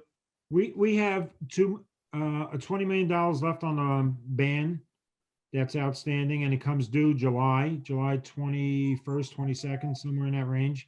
That will be bonded, and we'll probably bond it for 21 years. We still got to fine tune this, but we're going to try to get some distance between the debt that's coming on for fiscal year 22. And if we bond it next year in July, the distance would be that we'd extend it out for a 21-year period, with the first 2 years with no interest, no principal payments, just interest payments. Interest is fairly low right now. Interest, the town of Bloomfield 2 weeks ago did a $10 million bond for 20 years at 1.34. And South Windsor did a 20 million, like we're going to do for 20 years, at 1.4. Both of them are AA towns. We're AAA, so we should get something lower. I don't think interest rates are going to fall off that much. I thought maybe that we should wait another year and let it stay as a ban, but I think that's too dangerous because rates could pop in a year. Maybe not, but the risk, I mean, it's not gonna go down to 1%. It's not gonna go down to 1.1%. So, I mean, if we pay 1.4, which they think right now is a AAA we could get for $20 million, it would make sense for 21 years. Yeah. You know, and to lock it in. And if we can take the principal payments down another 2 years, that'll pick up more drop off from the old debt. You know, so for the next 2 or 3 years, we may be somewhere around this number, 5.7, 5.9. But after, I think it's 24, 25, say, it'll start to drop down a little bit as well. So I think that's the best option right now. We don't have to worry about it for this budget because that affects budgets going out further. Yeah. But you know, even on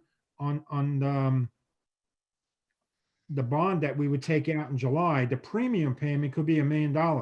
So that could pay for the interest in the first year. And so we wouldn't have to, even if there's an interest payment in 6 months, we wouldn't have to worry about it in this budget. So we should be in really good shape that way, you know? So we still, like I said, we still have to fine tune it, but I think that's the way we should, you know, proceed, you know? Okay. Thank you for that information. So that would be interest only for what period of time? For probably 2 years.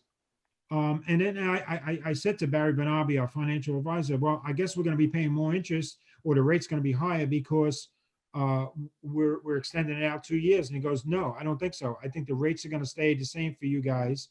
Yeah, you're going to be paying ultimately more interest because you're going to be paying principal 2 years down the road. So the first couple of years, you know, it's principal free, so to speak. But you know, it's an option to get the distance between the two bonds. Mhm. I think if we wait, the risk going up with interest rates is worse, you know? So, and what I asked them to do was to run some numbers. It's a $20 million note right now. What about 17.5? If we took 2.5 million out of the fund balance to pay down the short-term debt, Mhm. and then, you know, just bond 17.5, and then we'd be done. Everything would be, there wouldn't be any short-term debt. Yeah, I think that's what we were looking for from you. We talked Yeah. 2 meetings ago. Yeah, looking for that analysis. Yeah. So you'll have that before our next meeting? Probably. Well, not before Tuesday, but yeah. No, I'm Yeah, already. Yeah, in March, early March. Okay. Yep. Mhm.